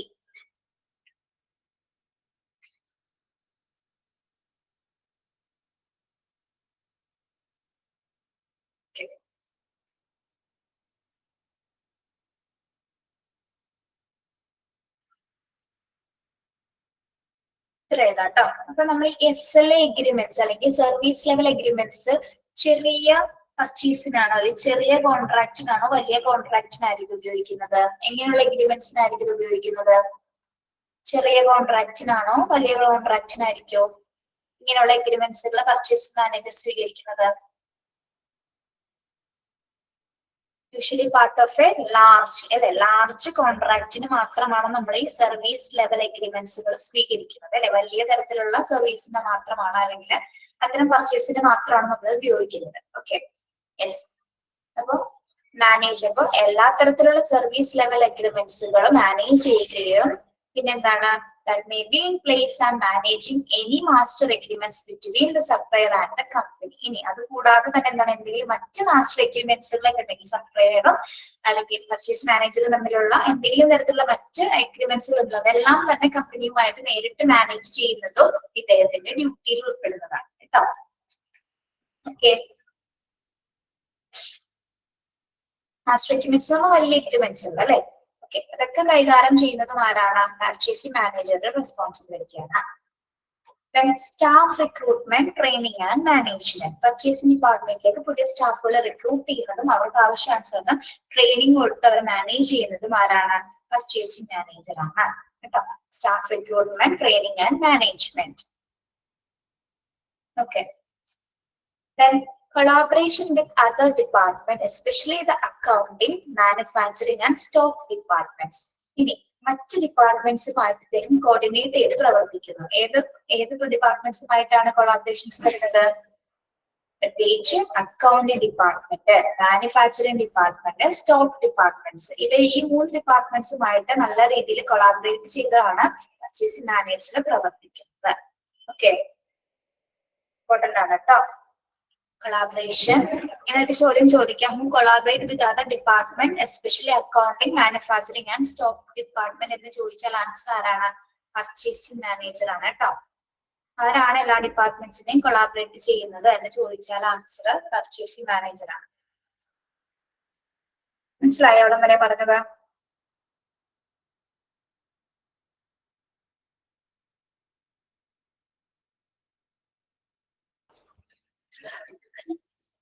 Okay, then budgeting, costing and cost saving after analyzing the management and information available. ഇനി ബജറ്റിംഗ്, മണി കോസ്റ്റിംഗ് മുതലായിട്ടുള്ള കാര്യങ്ങളെല്ലാം തന്നെ അല്ലെങ്കിൽ അതിനുശേഷം എല്ലാ അനലൈസിങ്ങും ഇൻഫർമേഷൻസ് ഒക്കെ കൃത്യമായിട്ട് അനലൈസ് ചെയ്യുന്നതിന്റെ ഡ്യൂട്ടി പർച്ചേസ് മാനേജറുടേതാണ്. ഓക്കെ, അതായത് ലഭ്യമായിട്ടുള്ള എല്ലാത്തരം വിവരങ്ങളും വിശകലനം ചെയ്ത് അതെല്ലാം തന്നെ, അതായത് പ്രത്യേകിച്ച് കോസ്റ്റ് സേവിങ്സ് പോലുള്ള പരിപാടികൾ അല്ലെങ്കിൽ അത്തരം കാര്യങ്ങളൊക്കെ ലീഡ് ചെയ്യുന്നതും ബഡ്ജറ്റുകളൊക്കെ കൃത്യമായിട്ടുള്ള കൺട്രോളിൽ കൊണ്ടുപോകുന്നതും പർച്ചേസിംഗ് മാനേജറുടെ ഡ്യൂട്ടിയാണ് കേട്ടോ. Next, health and safety, quality and other legal needs. Health and safety, quality and other legal needs എന്താണ്? നമ്മൾ വാങ്ങിക്കുന്ന പ്രൊഡക്റ്റിന്റെ അതിന്റെ ക്വാളിറ്റീസുമായി ബന്ധപ്പെട്ട പ്രൊഡക്റ്റിന്റെ ക്വാളിറ്റി ക്വാണ്ടിറ്റീസ് ഒക്കെ കൃത്യമായിട്ട് ചെക്ക് ചെയ്ത് ഇതിൽ നിയമപരമായിട്ടുള്ള ആവശ്യങ്ങൾ ഉണ്ടെങ്കിൽ അതൊക്കെ നിർവഹിക്കുന്നതും ആരാണ്? പർച്ചേസിംഗ് മാനേജറുടെ ഡ്യൂട്ടിയാണ് കേട്ടോ. Okay, yes. Then overseeing any large procurement that may happen. Overseeing any large procurement that may happen. അതാണ് overseeing any large procurement എന്ന് പറയുന്നത്. ഇനി എന്തെങ്കിലും തരത്തിൽ വലിയ സംഭരണവുമായി ബന്ധപ്പെട്ടിട്ടുള്ള എന്തെങ്കിലും മേൽനോട്ടം വഹിക്കുന്നതും അല്ലെങ്കിൽ എന്തെങ്കിലും വലിയ സംരംഭങ്ങളുമായി ബന്ധപ്പെട്ടിട്ടുള്ള മേൽനോട്ടം അതിനൊക്കെ ഓവർസീ ചെയ്യുന്നതും പർച്ചേസിംഗ് മാനേജറിന്റെ ഡ്യൂട്ടിയാണ് കേട്ടോ. ഓക്കെ, അതായത് വലിയ സംരംഭത്തിന്റെ മേൽനോട്ടം വഹിക്കുക എന്നുള്ളത് അദ്ദേഹത്തിന്റെ ജോബ് ഡ്യൂട്ടിയിൽ ഉൾപ്പെടുന്നതാണ്.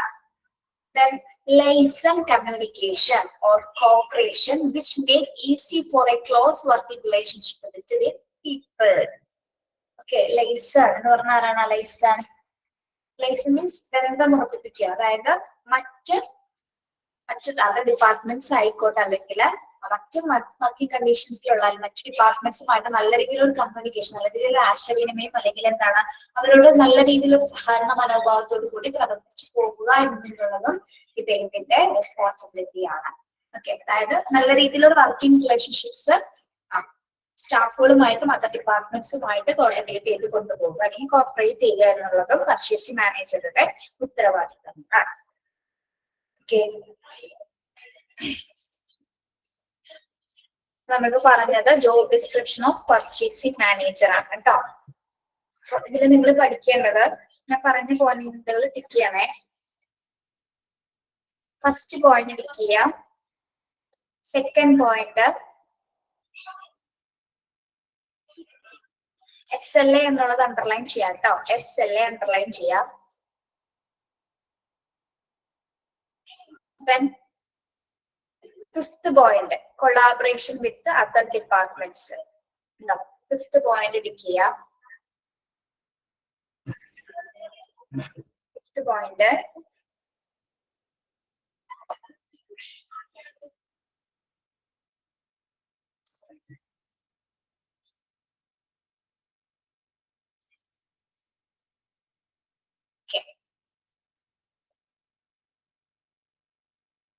the last point കേട്ടോ, liaison and communication എന്നുള്ളത് ടിക്ക് ചെയ്യാം കേട്ടോ. liaison എന്ന് വെച്ചാൽ ബന്ധം, റിലേഷൻഷിപ്സ് എന്നുള്ള മീനിങ് ആണ് കേട്ടോ.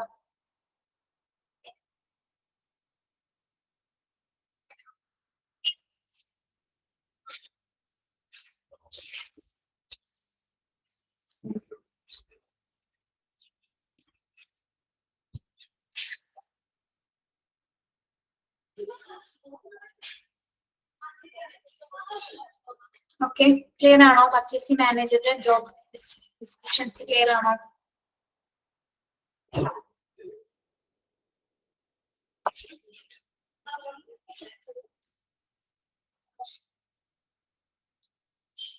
ഇപ്പൊ നമ്മൾ പറഞ്ഞത് പർച്ചേസിംഗ് മാനേജറിന്റെ ജോബ് ഡിസ്ക്രിപ്ഷൻ ആണ്. നെക്സ്റ്റ് വരുന്നത് ആരാണ്? പർച്ചേസിംഗ് ക്ലർക്ക് അല്ലെങ്കിൽ അസിസ്റ്റൻസിന്റെ ജോബ് ഡിസ്ക്രിപ്ഷൻസ് ആണ് കേട്ടോ. ഇദ്ദേഹത്തിന്റെ കീഴിൽ വരുന്നതാണ് ആരാ? പർച്ചേസിംഗ് ക്ലർക്കുകൾ എന്ന് പറയുന്നത്. പർച്ചേസിംഗ് മാനേജറിന്റെ കീഴിൽ വരുന്നവരാണ് അസിസ്റ്റൻസ് അല്ലെ. അപ്പൊ അവരുടെ ഡ്യൂട്ടി എന്തൊക്കെയാണ്? രണ്ട് മൂന്നെണ്ണം നമുക്ക് ജസ്റ്റ് നോക്കാം. ഒന്ന്, purchasing clerk undertake day to day work അല്ലെ. എല്ലാ ദിവസവും ദൈനംദിന വർക്ക്സിലെല്ലാം കൈകാര്യം ചെയ്യുന്നത് ക്ലർക്സ് ആയിരിക്കും. ഫസ്റ്റ് വൺ എന്താണ്? collect and merge purchase orders and purchase requisitions so as to order materials, goods and services. Okay, first point എന്താ പറയുന്നത്? എല്ലാത്തരം ദൈനംദിന ഡേ ടു ഡേ വർക്ക്സുകളും ചെയ്യുന്നുണ്ട്. അതോടൊപ്പം തന്നെ എല്ലാ ഡിപ്പാർട്ട്മെന്റ്സിൽ നിന്നുള്ള ഇൻഫർമേഷൻസ്, പ്രത്യേകിച്ച് ഓർഡറുകൾ അല്ലെ, പർച്ചേസ് ഓർഡറുകൾ, റിക്വസിഷൻസ്, ഇതെല്ലാം തന്നെ ഏതോ മെറ്റീരിയൽസുമായി ബന്ധപ്പെട്ട എല്ലാ കാര്യങ്ങളും കളക്ട് ചെയ്ത് മെർജ് ചെയ്യുന്നതൊക്കെ ആരാണ്? പർച്ചേസിംഗ് ക്ലർക്കിന്റെ ഡ്യൂട്ടിയാണ് കേട്ടോ. Collect and merge purchase orders and purchase requisitions as to order materials, goods and supplies. Okay, then deliver them to suppliers. Deliver them to suppliers. എന്താണ് deliver them to suppliers എന്ന് പറയുന്നത്? സപ്ലൈസേഴ്സിന് കൈമാറുന്നത് അല്ലെ. ആർക്കാണോ സപ്ലൈസേഴ്സ് ആരാണ് അവർക്ക് കൃത്യമായ രീതിയിൽ അത് ഡെലിവർ ചെയ്യുന്നു. Okay, then refresh stock and order as required. Refresh stock and order as required. ഓർഡറുകളെല്ലാം തന്നെ എന്താണ്? സ്റ്റോക്കുകളെല്ലാം തന്നെ റിഫ്രഷ് ചെയ്യുന്ന, അതേപോലെ ആവശ്യാനുസരണം ഓർഡറുകൾ ആവശ്യാനുസരണം അതിനനുസരിച്ച് റിഫ്രഷ് ചെയ്ത് കൊടുക്കുന്നു. ഓക്കെ, അതായത് ആവശ്യാനുസരണം സ്റ്റോക്ക് പുതുക്കി ഓർഡറുകൾ എന്ത് ചെയ്യുന്നു?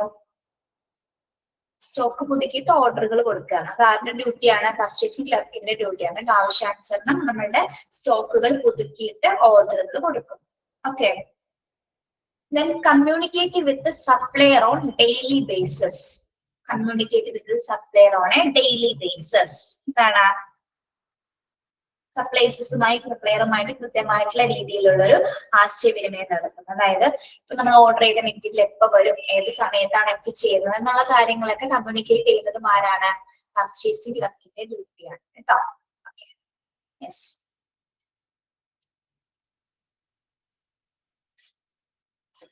Communicating with the supplier on daily basis. Then scrutinize deliveries against the orders. Scrutinize deliveries against the order. എന്താണ് scrutinize deliveries എന്ന് പറയുന്നത്? Scrutinize ചെയ്യാൻ എന്താണ്? സൂക്ഷ്മമായിട്ട് പരിശോധന അല്ലെ? എന്താണ് പരിശോധിക്കുന്നത് ഇവിടെ? നമ്മൾ ഓർഡർ ചെയ്ത സാധനം അല്ലെ, ഇപ്പൊ കൃത്യമായിട്ടാണോ അല്ലെങ്കിൽ വരുന്നെങ്കിൽ ഇപ്പൊ നമുക്ക് ഇന്ന ഡേറ്റിന് എത്താന്ന് പറഞ്ഞിട്ട് ആ ഡേറ്റിന് എത്തിയിട്ടില്ല, അപ്പൊ അവരെന്തെങ്കിലും കണക്കേടുകൾ കാണിച്ചിട്ടുണ്ടോ എന്ന് നമുക്ക് കൃത്യമായിട്ടൊന്ന് അനലൈസ് ചെയ്യണം. അതായത് ഇനി പറഞ്ഞു കൊടുത്തിട്ടിരിക്കുന്ന സാധനങ്ങൾ ചിലപ്പോൾ മാറിയായിരിക്കാൻ കൊടുത്തിട്ടുണ്ടാവും. അപ്പൊ അങ്ങനെയൊക്കെ വരുമ്പോൾ എന്താണ് കൃത്യമായിട്ട് നമ്മൾ അതായത് ഓർഡർ ചെയ്ത സാധനത്തിൽ എന്തെങ്കിലും തെറ്റുകുറ്റങ്ങൾ ഉണ്ടെങ്കിൽ നമുക്ക് എന്ത് ചെയ്യണം? അതൊക്കെ അനലൈസ് ചെയ്ത് കൃത്യമായിട്ട് അറേഞ്ച് ചെയ്യുന്നത് ആരാണ്? പർച്ചേസിംഗ് ക്ലർക്കിന്റെ ഡ്യൂട്ടിയാണ് കേട്ടോ. നമ്മൾ ഓർഡർ ചെയ്ത സാധനമായിരിക്കും ചിലപ്പോൾ വരുന്നത് എന്തെങ്കിലും മെറ്റീരിയൽസിന്റെ എണ്ണം കുറവാം, ക്വാളിറ്റി കുറവാം, ക്വാണ്ടിറ്റി കുറവാം, എന്തെങ്കിലുമൊക്കെ വ്യത്യാസം വന്നിട്ടുണ്ട്. അപ്പൊ അത്തരം കാര്യങ്ങളൊക്കെ എന്താണ്? അത്തരം ഡെലിവറികൾ സൂക്ഷ്മമായിട്ട് പരിശോധിക്കുന്നത് പർച്ചേസിംഗ് ക്ലർക്കാണ്. ഓക്കെ. യെസ്. അവിടെ അവർ എടുക്കുന്നുള്ളൂ കേട്ടോ. Okay.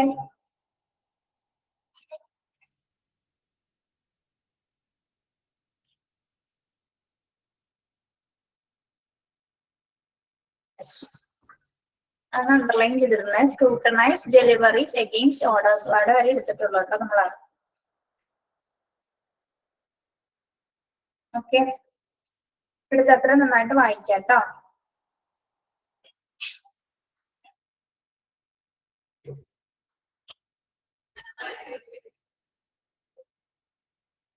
Okay, thank you. Thank you. Have a nice day.